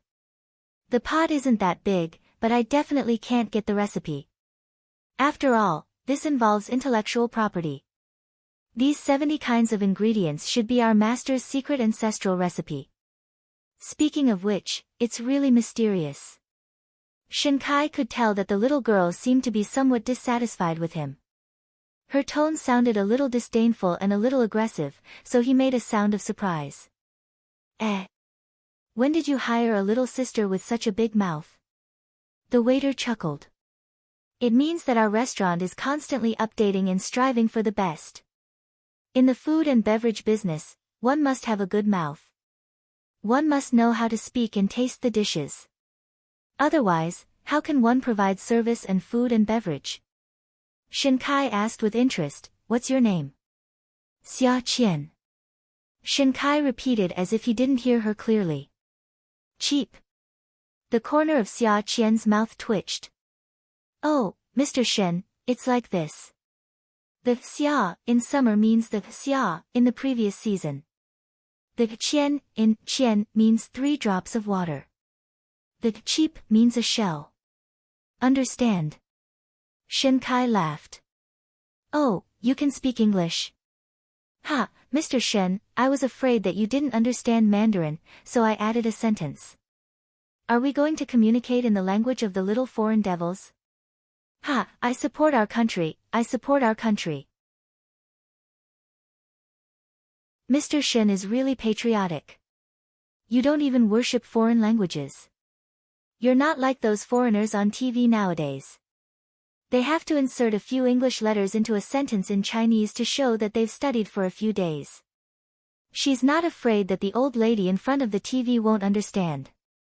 Shin Kai felt that something was wrong when he heard this. He frowned and asked, didn't you just insert a few English letters into your sentence? Xia Qian scratched her head. Ha, I'll be more careful next time. The next time I meet you, Mr. Shen, I'll definitely not use a single letter in my sentence. Are you talking about me as an old lady? Ha. Xia Qian thought for a while. Not all good-looking people were useless. They were quite smart. It was just that they pretended not to understand what they were supposed to understand, and insisted on understanding what they were not supposed to understand. No, didn't you understand? The one who doesn't understand is an old lady. Oh, then were you mocking me or yourself? No, I just said it casually. I didn't think too much. Xia Qian thought about it and decided not to argue anymore. The customer was God. Holding the ordering device in her hand, she looked at the unhappy Ouyang Yan and smiled at Shin Kai. Mr. Shen, our two-headed abalone here is from Australia, oh. Shin Kai suddenly remembered something and threw the closed menu on the table. Give me 2 servings of egg fried rice, a salad of shredded kelp, and a loofah soup. That's all. Xia Qian was stunned for 2 seconds. She cursed in her heart, damn it. You've tortured me for so long and you still have the nerve to order such dishes? You still have the nerve to be a civil servant? You bastards. Do you want to give me a tip for ordering such lousy dishes? Master. Xia Qian wanted to wait for the lady's reaction. She wanted to make a face, but the woman smiled gently. Mr. Shen really knows how to save money for me. Comrades in the inspection department should be diligent and thrifty. They should do their part to purify society, the man said righteously. Xia Qian nodded politely at Shin Kai with a smile. The dishes will be served in a moment. Please wait a moment. After going out and closing the door, Xia Qian continued to curse in her heart, so you can't do business when a woman is treating you. Women are all stingy and petty. You even let a man stand up and refuse to order good dishes. How insidious. Purify society. You want to purify society and come to Haiyue restaurant to eat egg fried rice? You've purified society too thoroughly.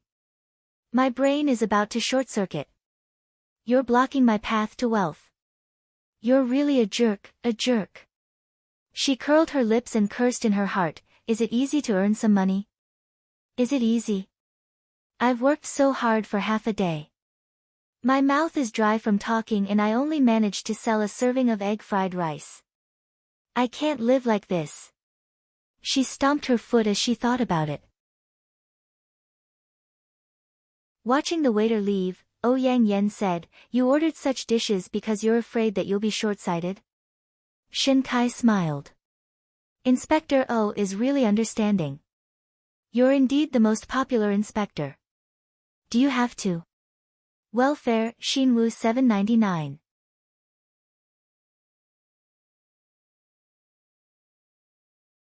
Chapter 5:17. That's right. Now that you're thinking of ways to send Yun Hongwei back, what benefits can I get? The eldest daughter of the Yun family had a falling out with Jiang Zhao because of this matter. I just happened to be helping them out and doing you a favor. Shin Kai simply leaned back in his chair and crossed his arms. Hey, Ouyang Yan, although I'm an honest person, that doesn't mean I'm stupid. I'm not stupid. Why should I do such a thankless thing? Ouyang Yan's mouth stiffened. What benefits do you want? Shin Kai shrugged lightly. You think I'm stupid, but that doesn't mean you're stupid. You're very smart. You know very well what benefits I want. Even if I want this benefit, you won't give it to me. Why say it out loud and hurt your colleagues' feelings? Yang Yan realized that the men around him were all old and cunning.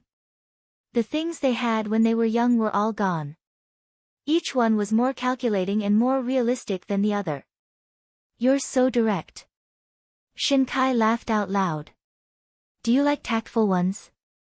But didn't I get rejected by you in the past? It's just that I can't get it, so why should I be stubborn? Am I right? Yang Yan said, now I realize that what you said is quite right. What is it? Men hope that the woman they liked will always love them to death, even if they break up. Women are also so vain. They hope that the man who liked them will never change his mind, even if they don't love him. Shinkai shook his head and said slowly, fairy tales are only suitable for a certain age. We remember all the fairy tales we read when we were young, but now, if we think about those stories again, we'll only smile. Those books will be treasured and placed on the bookshelves, but at our age, it's impossible for us to open them again and read them carefully and with relish like when we were young. The books we like at this age are inclined towards philosophical thoughts, social life, economic development, and self-cultivation, but they will never be inclined towards fairy tales. Yang Yan's face stiffened. She felt that Shinkai's words were like ice being scooped up from the river in the dead of winter and smashed into the depths of her blood vessels. Her whole body was frozen stiff. What was she? The fairy tale in Jiang Zhao's heart. I can't go back anymore. She didn't believe it. Shinkai's lips parted as though he had seen through her. Yun, you've really missed out on Jiang Zhao. He's in the same batch as me. If you had been with another guy back then and I felt that you had rejected me, I would have pursued him. But with Jiang Zhao, there's no need to fight over him.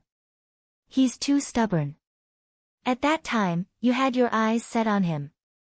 None of us would have had a chance. You dumped him in front of everyone in Ocean University.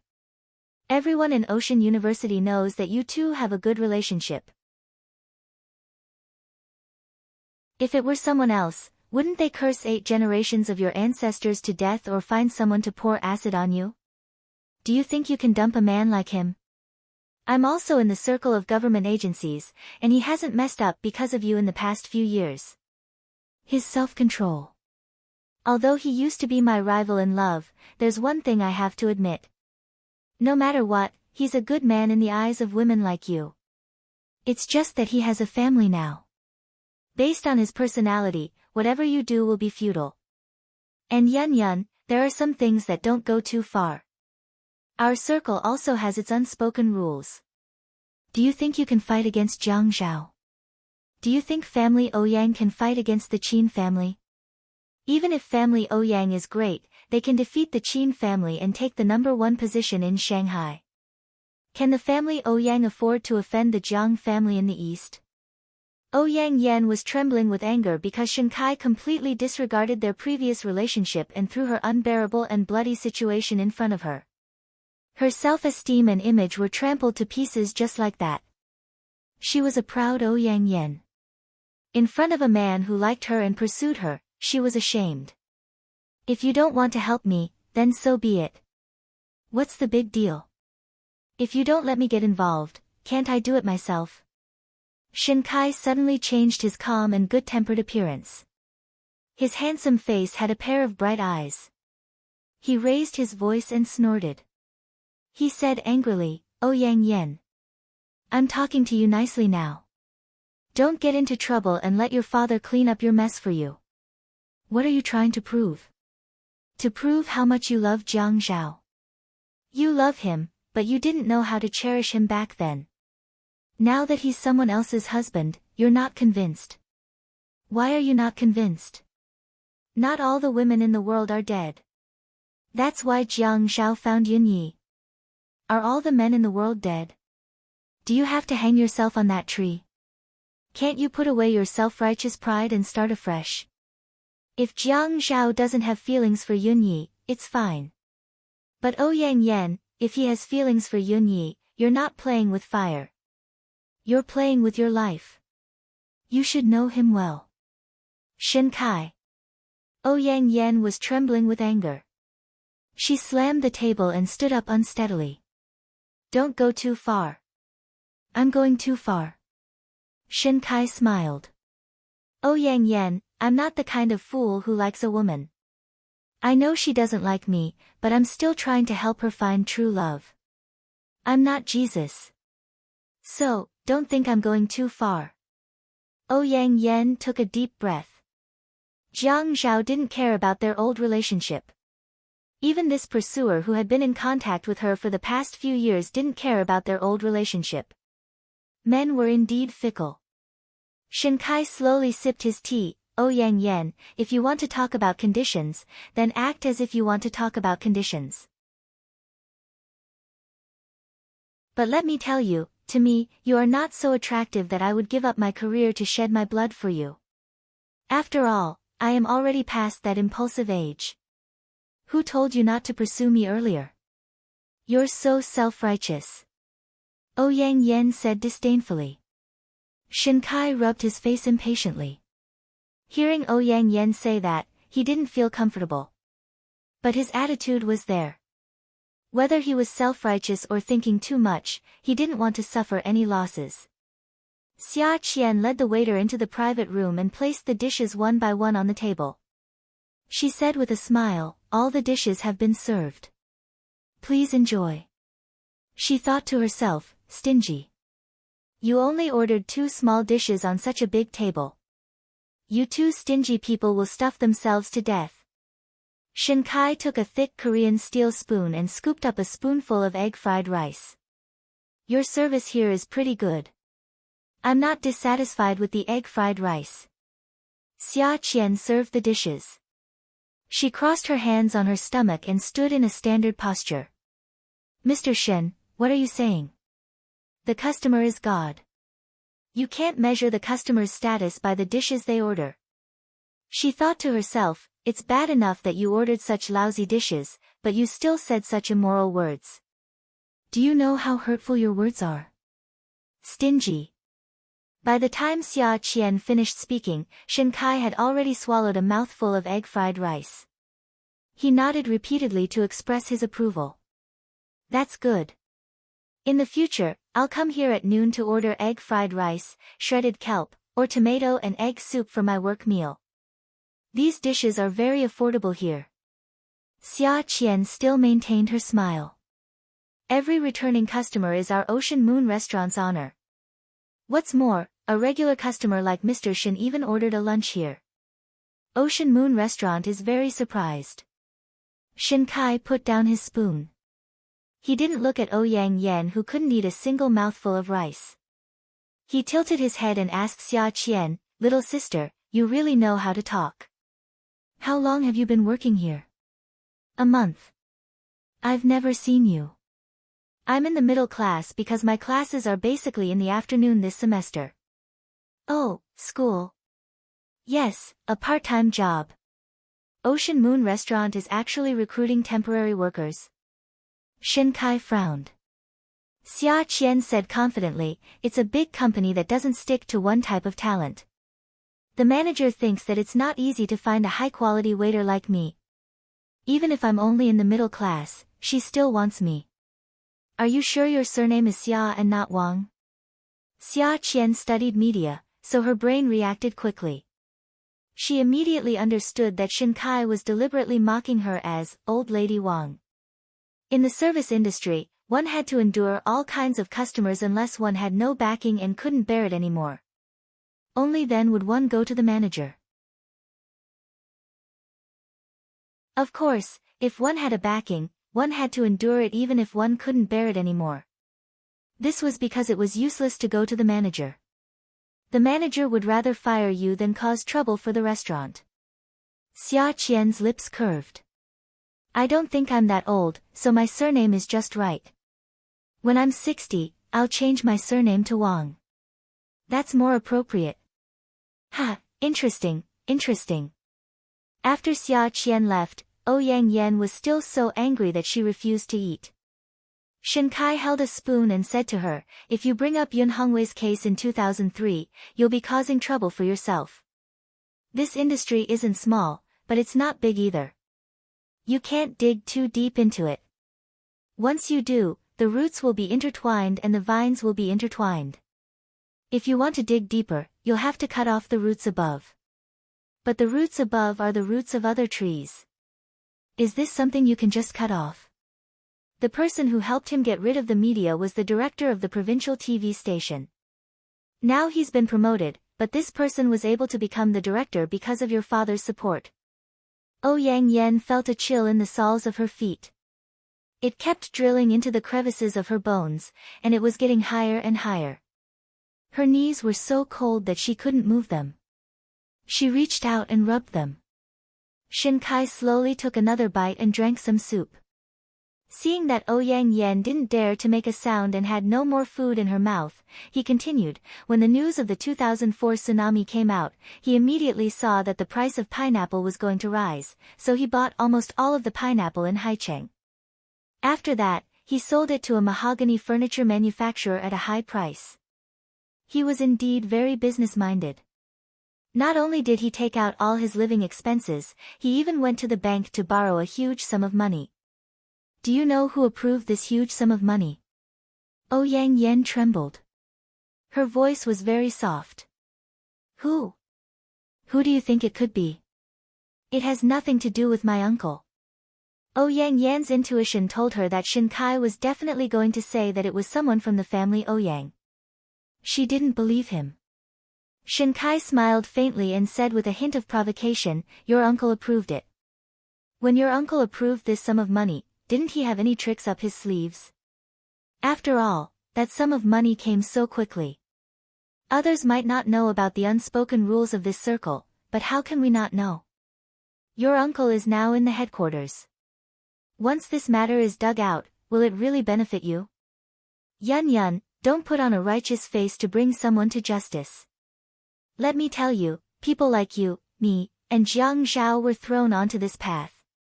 To put it bluntly, we were thrown onto this path to serve our family Ouyang. Although it's not right for me to say this, you know best that your father pushed you onto this path to make things easier for the family Ouyang, not to cause trouble for them. If your father really wanted you to Wu Yu's carefree life for the rest of your life, he would have let you be a teacher and not come to the procuratorate. The procuratorate isn't a government office with a lot of money. You know that very well. Welfare, Songshu 566.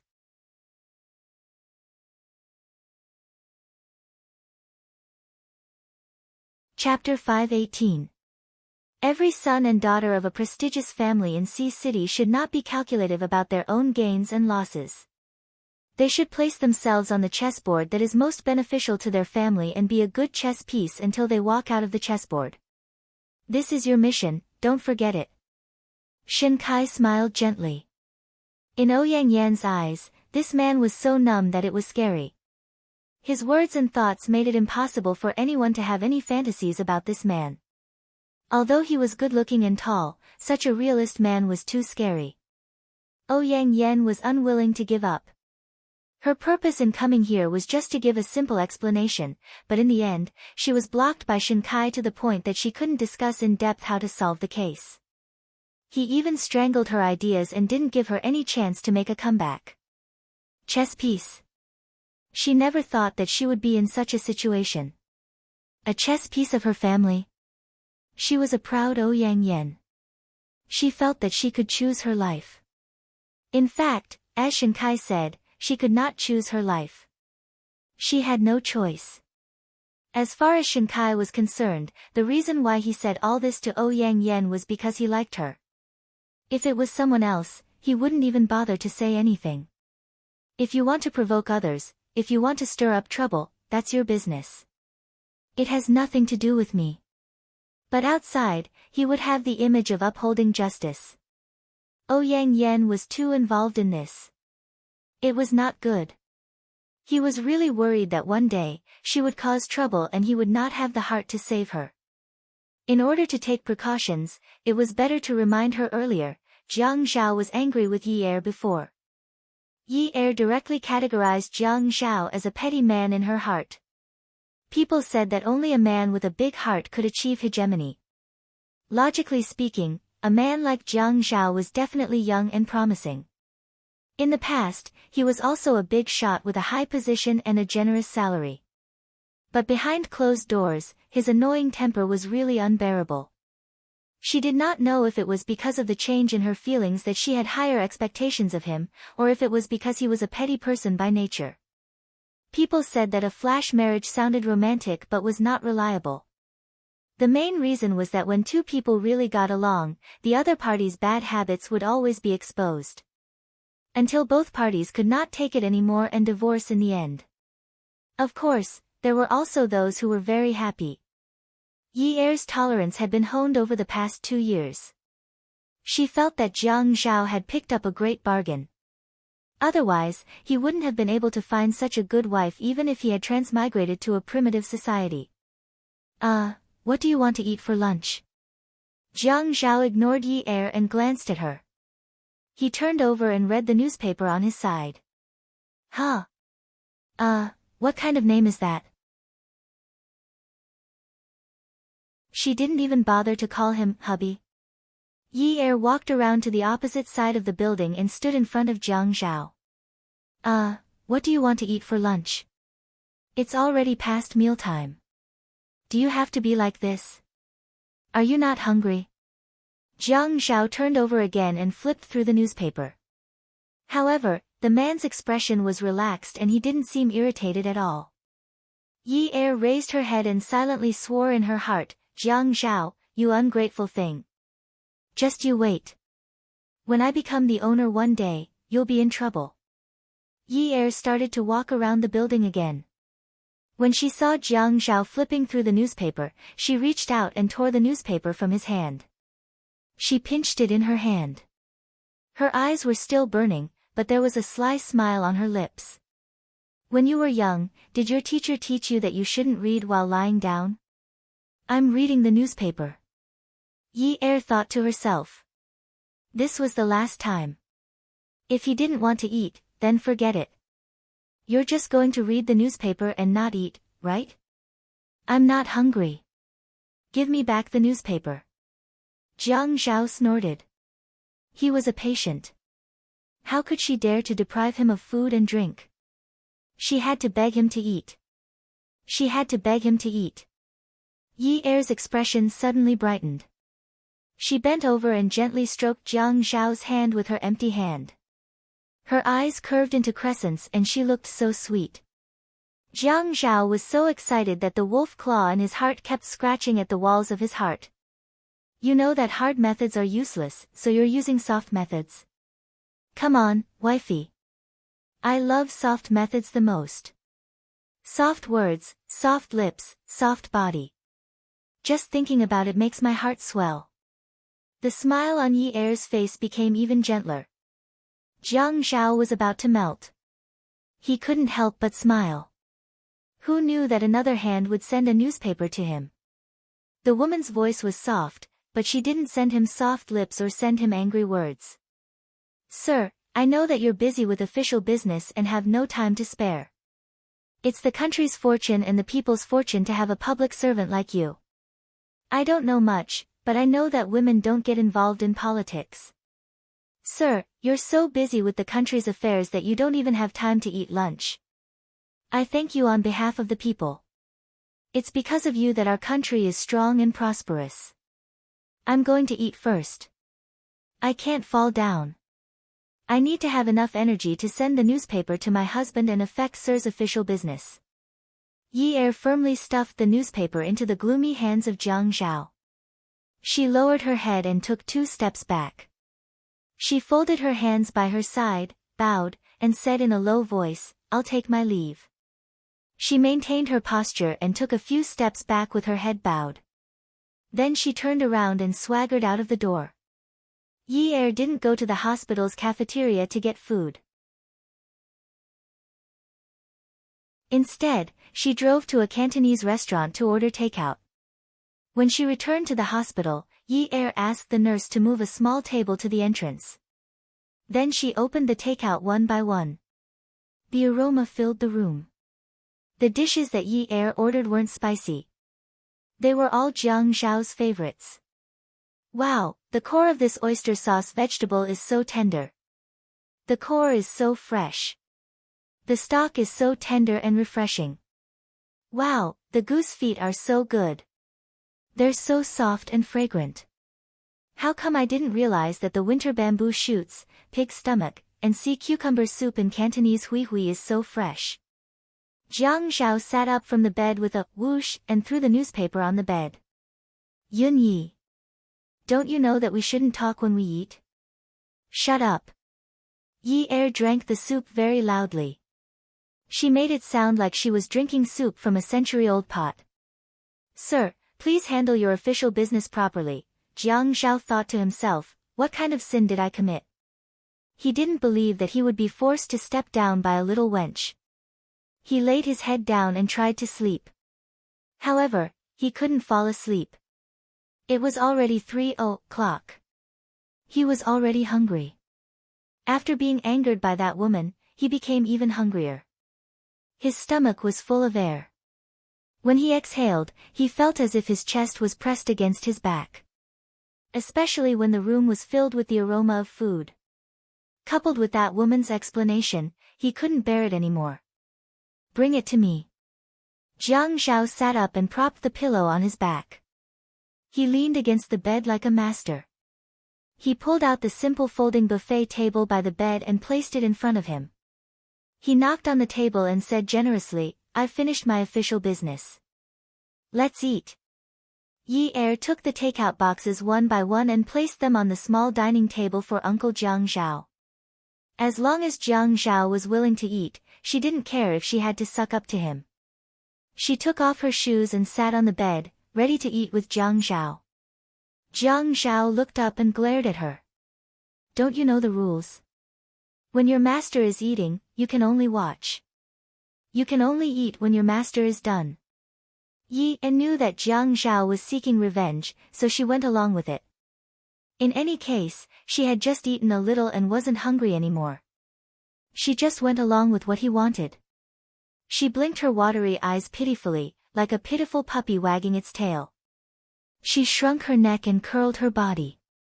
She knelt on the bed and retreated until she reached the end of the bed. She said in a childish voice, "Milord, this concubine knows her mistake. I won't do it again." Jiang Zhao was in a good mood. He picked up the spoon and drank a mouthful of soup. He nodded and shook his neck. It was really good. He beckoned Yi Er over. Come here. I'll give you a mouthful of soup. Otherwise, wouldn't it be a joke if people said that I, the magistrate of Haicheng Prefecture, didn't even give my wife a mouthful of soup? Ha! Yi Er knew that Jiang Zhao was like this. She just had to obey him a little. She crawled over again. Thank you, master. Open your mouth. Yi Er Gigai opened her mouth. Stretch your neck over. Yi Er Gigai stretched her neck over. Jiang Zhao scooped up a spoonful of soup and smiled at Yi Er. Little pug. If he went on a business trip in the future, he had to raise a little pug to bring along with him. No, how could that be the same? Even if he went on a business trip, he had to bring her along. Ha! Yi Er was still waiting for the master to give her a mouthful of soup. She didn't expect the master to pour the entire spoonful of soup into her mouth. She didn't expect him to trick her at this critical juncture. Forget it, he was injured. He was the master. Just as she was about to retract her neck, her entire chin was firmly held by the master. The man's mouth pressed down on hers and poured the entire spoonful of soup into her mouth. Yi Er's eyes widened. Your sister. Did you King brush your teeth before eating? Jiang Zhao put down the spoonful of soup and pinched Yi Er's lips with both hands. He said, swallow it. Swallow it. I dare you to spit it out. Yi Er shook her head and refused. She couldn't take it anymore. A kiss was a kiss, all right? How dare he pour the soup in his mouth into her mouth? This was different from kissing, all right? It wasn't the same, all right? Jiang Zhao panicked. This woman actually despised him. She dared to despise him. He was going to teach her a lesson. She was still so young and she was already despising him. In another 10 or 20 years, how much more would she despise him? Forced by Jiang Zhao's strength and tyrannical gaze, Yi Er finally gave in. She held back her disgust and swallowed it down. She wanted to quickly drink another spoonful of soup to ease her disgust. Jiang Zhao saw through her thoughts and immediately grabbed her hand. He said seriously, Yi Er, I've seen through you today. I'm just suffering from some external injuries. I just let you eat something from my mouth and you're already so disgusted. If I catch a cold, will you be afraid of being infected and hide thousands of miles away? Hey, I didn't mean that. You didn't. Look at you. You're about to vomit and you're still saying that you didn't. Jiang Zhao's face turned red. It was too embarrassing to argue with his wife about this. Whose wife was like this? Yi Er felt that her husband had always been a piece of iron. Although he was more childish than before when they were alone, the nature of a piece of iron would never change. She would be at a disadvantage if she went against an iron plate. This was an experience and also a lesson. Alright. I already said that I didn't. It's just that I can't accept it all of a sudden. If I were like this, would you be able to take it? Don't you know that you shouldn't impose on others what you don't want to be done to you? Jiang Zhao was in a bad mood. Yo, you also know that you shouldn't impose on others what you don't want to be done to you? An uncultured person isn't that scary, right? Please, although I didn't go to university, I went to elementary school, middle school, and high school, right? I know basic Chinese, right? Unlike you, who only knows the 3 representatives, the 3rd plenary session, the National People's Congress, and come and see, Songshu 566.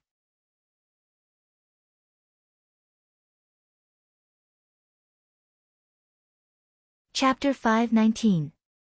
Jiang Zhao laughed heartily. Yes, I know that. But do you know what it means?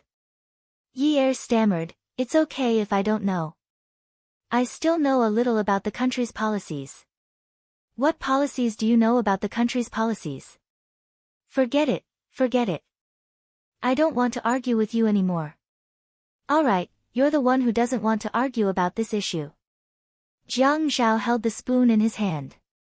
Then let's continue talking about the issue of not doing to others what you don't want to be done to you. Jiang Zhao, are you done yet? You're a man. Why are you being so calculative?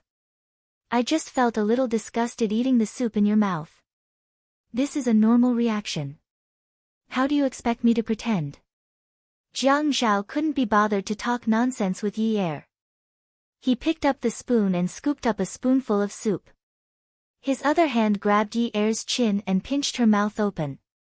He blew on the soup in the spoon and poured it directly into Yi Er's open mouth. He pressed his own mouth against hers and swirled his tongue around. After letting go of Yi Er, he continued to eat leisurely. He didn't feel any discomfort. Jiang Zhao responded to Yi Er's disgusted reaction with a contemptuous attitude. Yi Er knew that she was in the wrong. She looked at Jiang Zhao and said fawningly, Your Excellency, no matter how you want to punish me, I won't dare to have any resentment. Alright, you said it. Yi Er nodded furiously. At worst, Jiang Zhao could punish her. She wasn't afraid. At worst, he could do it a few more times and tire her out a little. Yes. Your Excellency has the final say. Jiang Zhao looked at the sea cucumber, pork tripe, and vegetable cores in the soup. He then looked at Yi Er and slowly smiled. His smile grew wider and wider and his laughter became more and more unbridled. Ha! Yi Er looked at Jiang Zhao's laughter and felt her hair stand on end. Can you imagine what it would be like if you said, Your Excellency has the final say, to a big shot that you had just offended, but that big shot didn't say anything and just laughed unbridled? What would you think? The most direct thought would be that he wanted to kill you. Hey, Jiang Zhao. Ah. Jiang Zhao laughed until he was out of breath. What are you laughing at? Yi Er asked timidly. Jiang Zhao covered his face with both hands and pushed it up until his hairline. He then pressed it down along the top of his head and stretched lazily. With a naughty smile, he said, "Aren't you disgusted by the soup I fed you?" Yi Er was kneeling on the bed. When she heard what Jiang Zhao said, she immediately put her hands on the bed and moved back to the end of the bed. She waved her hands frantically and said, "No, no, I was wrong. I deeply realized my mistake just now. Really, really. I swear." Yi Er didn't know how Jiang Zhao wanted to punish her, but she knew it wouldn't be a good thing if he told her directly. Yi Er sat up straight and said in a dignified manner, "Dear, before we got married, I told you that even if we can't help each other in need, we can still treat each other with respect. In fact, I think we can be considered as helping each other in need now. Look, we kissed. I drank the soup in your mouth and you drank the soup in my mouth.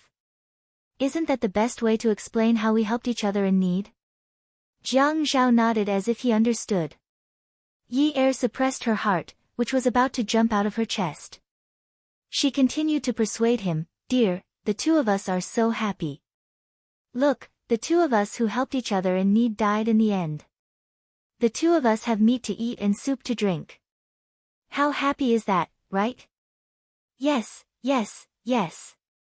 Jiang Zhao agreed with a smile. Yi Er panicked even more. What was he trying to do? Jiang Zhao said, "The first time we helped each other in need, we didn't do it well enough. Since you already understand the meaning of helping each other in need, then let's show you a deeper level of helping each other in need. I think after this, you won't be able to throw up even if you want to." Yi Er's brain exploded with a dull thud. She couldn't throw up even if she wanted to. What was this? Jiang Zhao picked up his chopsticks and pointed at the dishes on the table. "Let's eat a nutritious combination of meat and vegetables. I'll pick up the sea cucumber, pig stomach, and diced bamboo shoots and stuff them into my mouth. I'll chew them until they're soft and then feed them to you, okay?" As soon as Jiang Zhao finished speaking, Yi Er immediately covered her mouth. She was about to throw up. No, she couldn't stay here any longer. If she stayed any longer, she would be played to death by this asterisk asterisk asterisk. When Jiang Zhao saw that Yi Er was about to run away, he immediately jumped off the bed and caught her just as Yi Er jumped off the bed.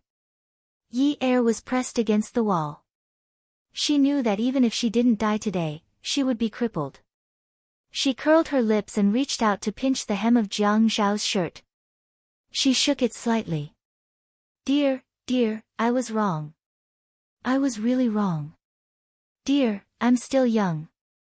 I can be forgiven for being immature. Don't lower yourself to my level, okay? Hubby." Yi Er softly called out to her husband. Jiang Zhao pressed Yi Er against the wall. The smile on his face relaxed. He carelessly combed Yi Er's hair and said in a serious tone, "Dear, being young is not an excuse for making mistakes. It's also not a reason. A married woman follows her husband. As your guardian and husband, I have the responsibility and obligation to educate you on your mistakes. Dear, you have a lot of vague and even confusing concepts about life. But it doesn't matter. We can find the right direction through our mistakes. We can also find the right way through our mistakes. So, it's okay to be wrong once, but we can't make the same mistake again." Yi Er nodded, nodded, and nodded again. She almost kowtowed again. "Dear, you're right. You're indeed a great thinker, a revolutionary, and an artist. Dear, look at you. Your old habits are acting up again. You need to be honest with your comments. If you go overboard, you're exaggerating.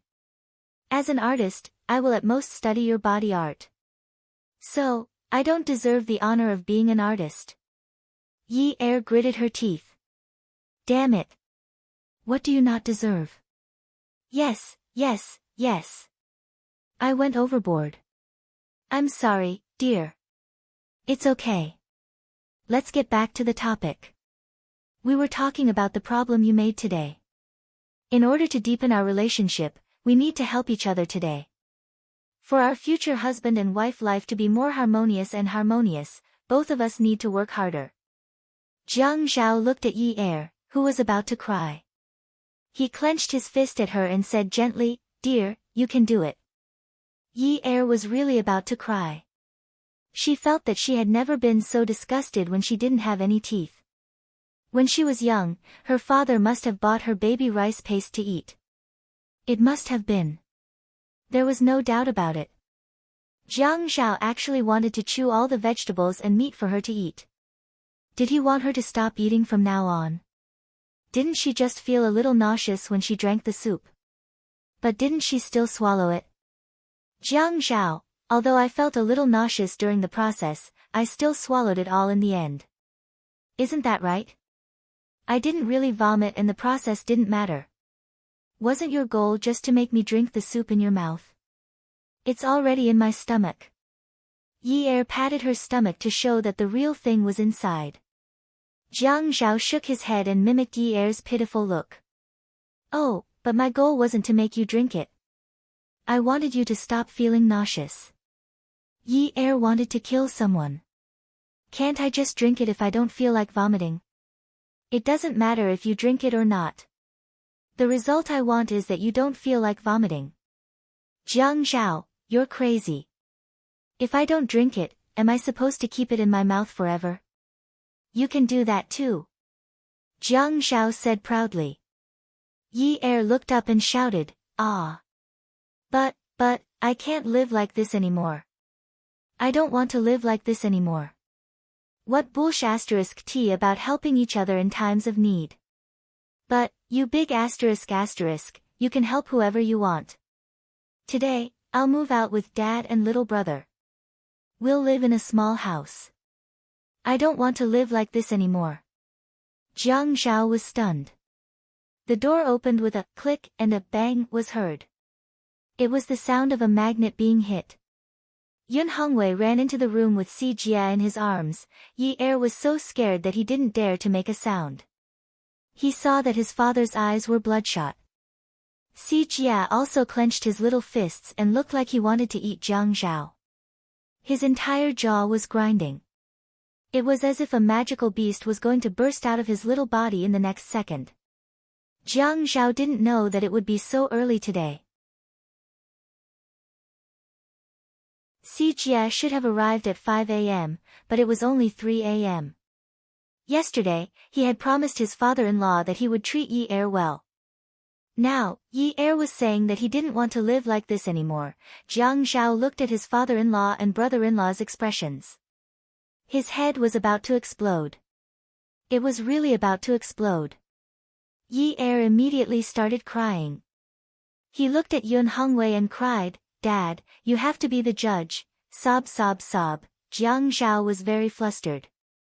He hurriedly hugged Yi Er. "Yi Er, be good. Yi Er, don't make a fuss. Let's not make a fuss, okay?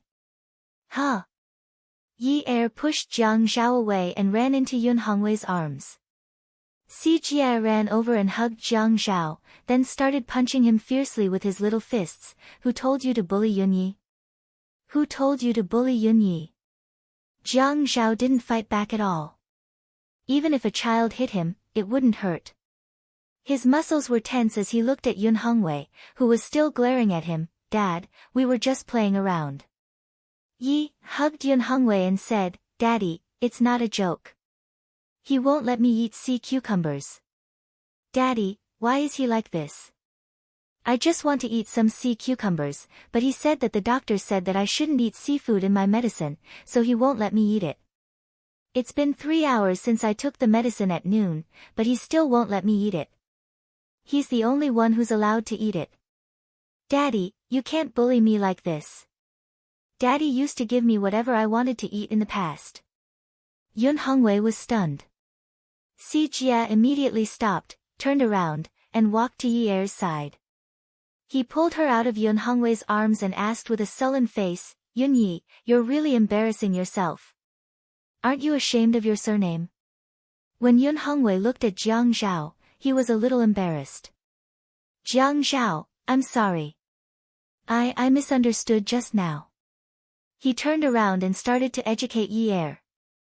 The seemingly gentle middle-aged man was very imposing when he scolded her. How old are you? You're going to be 20 years old soon. You've been married for so long, but you're still like a child. How can you educate your younger brother like this? Si Jia said disdainfully, I don't want her to teach me.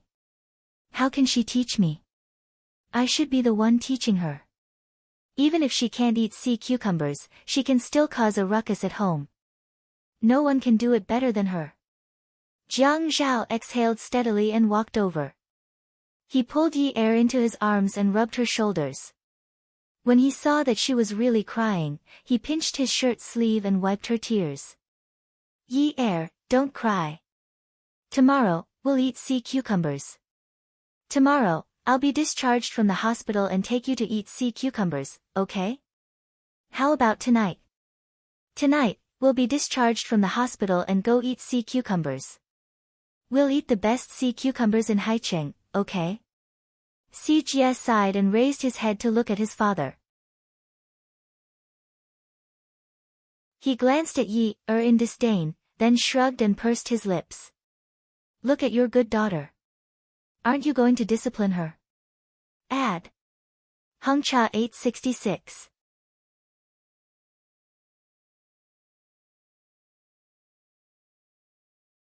Chapter 520. Yun Hongwei didn't think it would be easy to discipline her. He couldn't possibly pull his daughter out of her husband's arms and educate her, right? He pulled Si Jia outside. Si Jia, I want to talk to you about what your form teacher said today. What did she mean by saying mean things to a female classmate? No way. She insisted that she liked me. I'm still young and can't fall in love. A man has to focus on his career. Oh, you can't say mean things to her. A man has to be manly. You are a gentleman. I'm starting to be a gentleman, but she keeps pestering me. If I don't be rude, she will think that I'm rejecting her. When he heard the sound of the door closing and the conversation between the adult and the child getting further and further away, Jiang Zhao carried Yi up and sat beside the bed. Hugging the woman in his arms, he said, Honey, thank you for not letting Daddy scold me. I'm just afraid that Dad will be sad. Yi Er was really afraid that her father would think that she was always bullied by Jiang Zhao. She knew that she had been the apple of her father's eye since she was young. If someone bullied Si Jie, she would be furious. She could completely understand her father's and Si Jie's reactions just now. Fortunately, she was one step ahead. Otherwise, who knew what her father would have picked up to hit Jiang Zhao? Yes, it's my fault. Let's go eat sea cucumber tonight, okay? I'm just saying. You don't like it? It's just a so-so. Then what do you want to eat? Stay in the hospital obediently. We'll take another X-ray tomorrow. When you're fully recovered, we'll go out and find a place to eat. Otherwise, if you eat fast food here every day, I won't go to Hai Yu Hui to buy takeout for you at night. Okay. I'll eat fast food. Yi Er saw that Jiang Zhao was so obedient. It was rare for her to see him like this. She quickly asked something she was very concerned about. Then do you still want to eat those chewy things of yours? I'm just joking. Honey, don't take it seriously. Jiang Zhao placed his chin on Yi Er's shoulder to please her.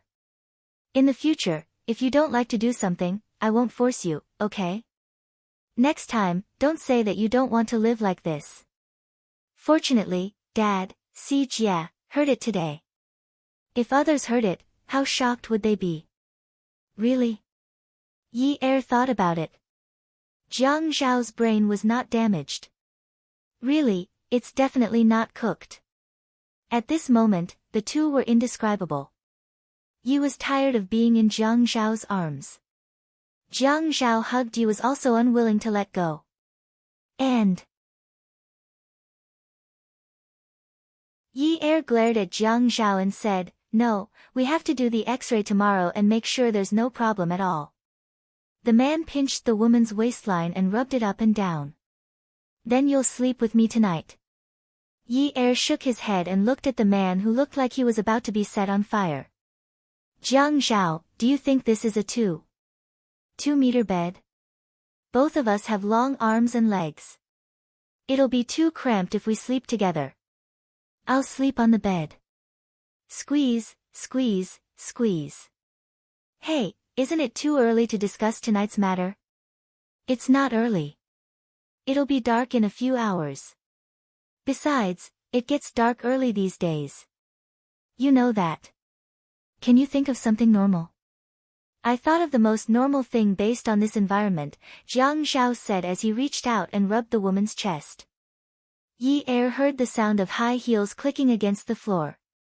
He could imagine that the woman's head was slightly tilted up and her back was straight. She must have a good figure. The door opened and Qingjin entered the room with an expensive handbag. Yi-er hurriedly jumped down from Jiang Zhao's body. Her face was completely red as she smiled. Mommy. Jiang Zhao sighed. This mother was too good at ruining things. How could she be so senseless? Qingjin frowned and looked at the bruises at the corners of Jiang Zhao's mouth and cheekbones. She couldn't see how serious the injury was because of his clothes. She turned to look at Yi-er and her eyes darkened. She turned back and scolded Jiang Zhao. You're injured and you don't even need to rest. Don't you know that it takes 100 days to recover from a serious injury? Qingjin's words were very unhappy, but Yi-er knew that although she was scolding Jiang Zhao, she was actually saying that she was insensible. Her husband was injured, and as a wife, she was still in her husband's arms, causing him to not be able to rest. Her mother-in-law's expression was clearly condemning her. She didn't dare to offend her. Mom, just now, Qingjin didn't look at Yi-er. She looked at Jiang Zhao a little angrily and answered Yi-er, I know. I saw it when I came in. Jiang Zhao looked at Yi-er's timid expression and sighed.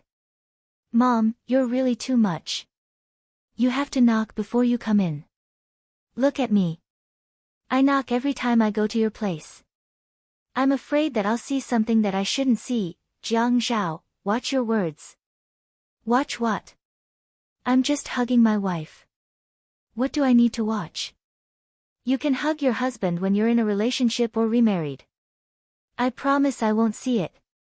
Qingjin scolded Jiang Zhao. Hey, Mommy, Jiang Zhao replied with a smile and called out to Qingjin softly. Yi-er looked at Jiang Zhao's obsequious look. It was really rare to see such a scene in 1,000 years. She couldn't help but laugh. Mommy? Wasn't that disgusting? That voice sounded a little coquettish and even had a slight inflection. Qingjin coughed and said, Yi-er, I saw my in-laws in Sijie just now. Let's have dinner together tonight.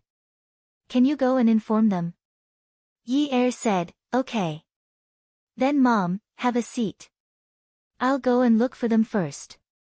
Yi-er moved a stool over and placed it next to Qingjin. She nodded politely before leaving. Yi-er knew that her mother-in-law was purposely sending her away. She felt inexplicably uneasy. When Jiang Zhao saw that Yi-er had suddenly become so obedient, he was a little unhappy. He felt that Yi-er who had claws was the real Yi-er. When Yi-er closed the door, Jiang Zhao put away the things on the table and placed them on the study table by the window. He also put away the small table and sat on the bed. He covered himself with the blanket and threw a pillow behind him. He leaned against the pillow with an "I'm a patient" attitude. After sitting properly, he picked up the newspaper and started flipping through it. I say, Sister Zhen, don't be like this the next time you see my wife. She's just a little girl. If she scares you to death, where are you going to find a wife like her to compensate me? Be kinder and more compassionate. You have to be a good mother-in-law. You've forgotten your mother when you have a wife. When he heard that Qingjin was a little jealous, Jiang Zhao felt that this topic couldn't be too serious. The relationship between mother-in-law and daughter-in-law wasn't something that could be mediated by ordinary people. In the past, he had heard that mother-in-law and daughter-in-law were difficult to get along with. Only now did he know that this was really the case. There wasn't even any conflict, but the mother-in-law already disliked her daughter-in-law. But this was her own mother, so she couldn't blame her, right? Jiang Zhao folded the pretentious newspaper neatly and placed it on the bedside table. He leaned forward and propped his head in front of Qin Zhen. "Ha, who's my mother? Who's my mother? Why do I only see a beautiful big sister in my room?" Jiang Zhao laughed loudly. Qin Zhen poked Jiang Zhao's temple and couldn't help but laugh a little embarrassedly. "You have a glib tongue," Jiang Zhao said, "then Sister Zhen is really lucky. Outsiders don't know what I'm like, but you know that I have a glib tongue. Can you give me some benefits?" "What benefits do you want?" Jiang Zhao leaned back in his seat and thought for a while. Then he said in a joking tone, "Our company has quite a lot of benefits, so you don't have to give them to me. Give my wife some benefits. For example, if she smiles more, she's such a cute daughter-in-law. When she looks at you, she calls you mommy, mommy so sweetly. Before she left, she even moved a stool for you and bowed to you. Look at how you look just now, as if someone owed you tens of millions. You've made yourself look cheap, right?" Qin Zhen sat on the stool and tucked Jiang Zhao in. She still felt uncomfortable. This was her biological son. Look at his bruised face. It made her heart ache. If she was a little sensible, I wouldn't have looked at her like that. Can't she see that you're injured? She's 1.7 meters tall. Does she think she's 1.3 meters tall? Sister Zhen, I beg of you. My wife is 1.7 meters tall. 1.3 meters. Do you think you'll agree to your brother Zhao marrying a woman who's 1.3 meters tall? Don't be so unobjective just because you're happy. In any case, she saw that you were injured and still clung to you. That's not right. Jiang Zhao said weakly, it was obviously your brother Zhao who forced her to play with him. Fortunately, Yi Er's father didn't come in. Otherwise, he would have stared at me to death like you. You people only care about your own side. You don't even ask about the cause and process of the matter. He also had to complain about this matter. It was hard to please a mother-in-law, but it was also hard to please an old father-in-law. In short, they weren't biological children. This thing could only be a battle of wits and courage. There were no shortcuts. Yun Hongwei, if he dares to stare at you, I'll teach him a lesson. Qin Zhen was a gentle woman. When she said these words, it was as if her gentle character had spoken viciously. She seemed to be particularly disagreeable and a little naughty. Jiang Zhao always felt that his mother was like this. If she sat or stood in a dignified manner and then spoke slowly, that kind of appearance was truly domineering. Sister Zhen, I'm begging you. Don't come looking for trouble with your brother Zhao all day long just because you have too much money. If you really think you have too much money, give some to your daughter-in-law to spend. I'll introduce you to a boyfriend. What do you want? I'll find you a handsome, handsome, and young one. Young one. Aren't you afraid that you'll call him brother? Jiang Zhao said indifferently, it's okay. You're my sister Zhen. I don't mind if you find me a brother-in-law. Moreover, you look like a young lady in her early 20s. It's normal for you to find a young man to date. That's called a talented and beautiful woman, right? Look at your mouth. I'm always angered half to death by you. Before you die, you must find a boyfriend. Otherwise, it'll be too much of a loss, right? Jiang Zhao. Hey, mommy. Jiang Zhao saw that Qin Zhen had raised her voice and began to act cute again. Qin Zhen looked at Jiang Zhao acting coquettishly in front of her and frowned. She reached out to touch her son's face and slowly said in a low voice, Zhao Zhao, regarding your daughter-in-law's matter, aren't you afraid that you won't be able to get back up if you act like this? Welfare, Hungcha 866. You're tuning into the Dreamy Chapters YouTube channel. We're so grateful for your support and don't forget to subscribe to join us on this incredible journey through captivating stories. Your generosity through donations truly makes a world of difference, as it's the primary source of revenue that allows me to expand and enhance this channel for you. Thank you from the bottom of my heart for being a part of this adventure.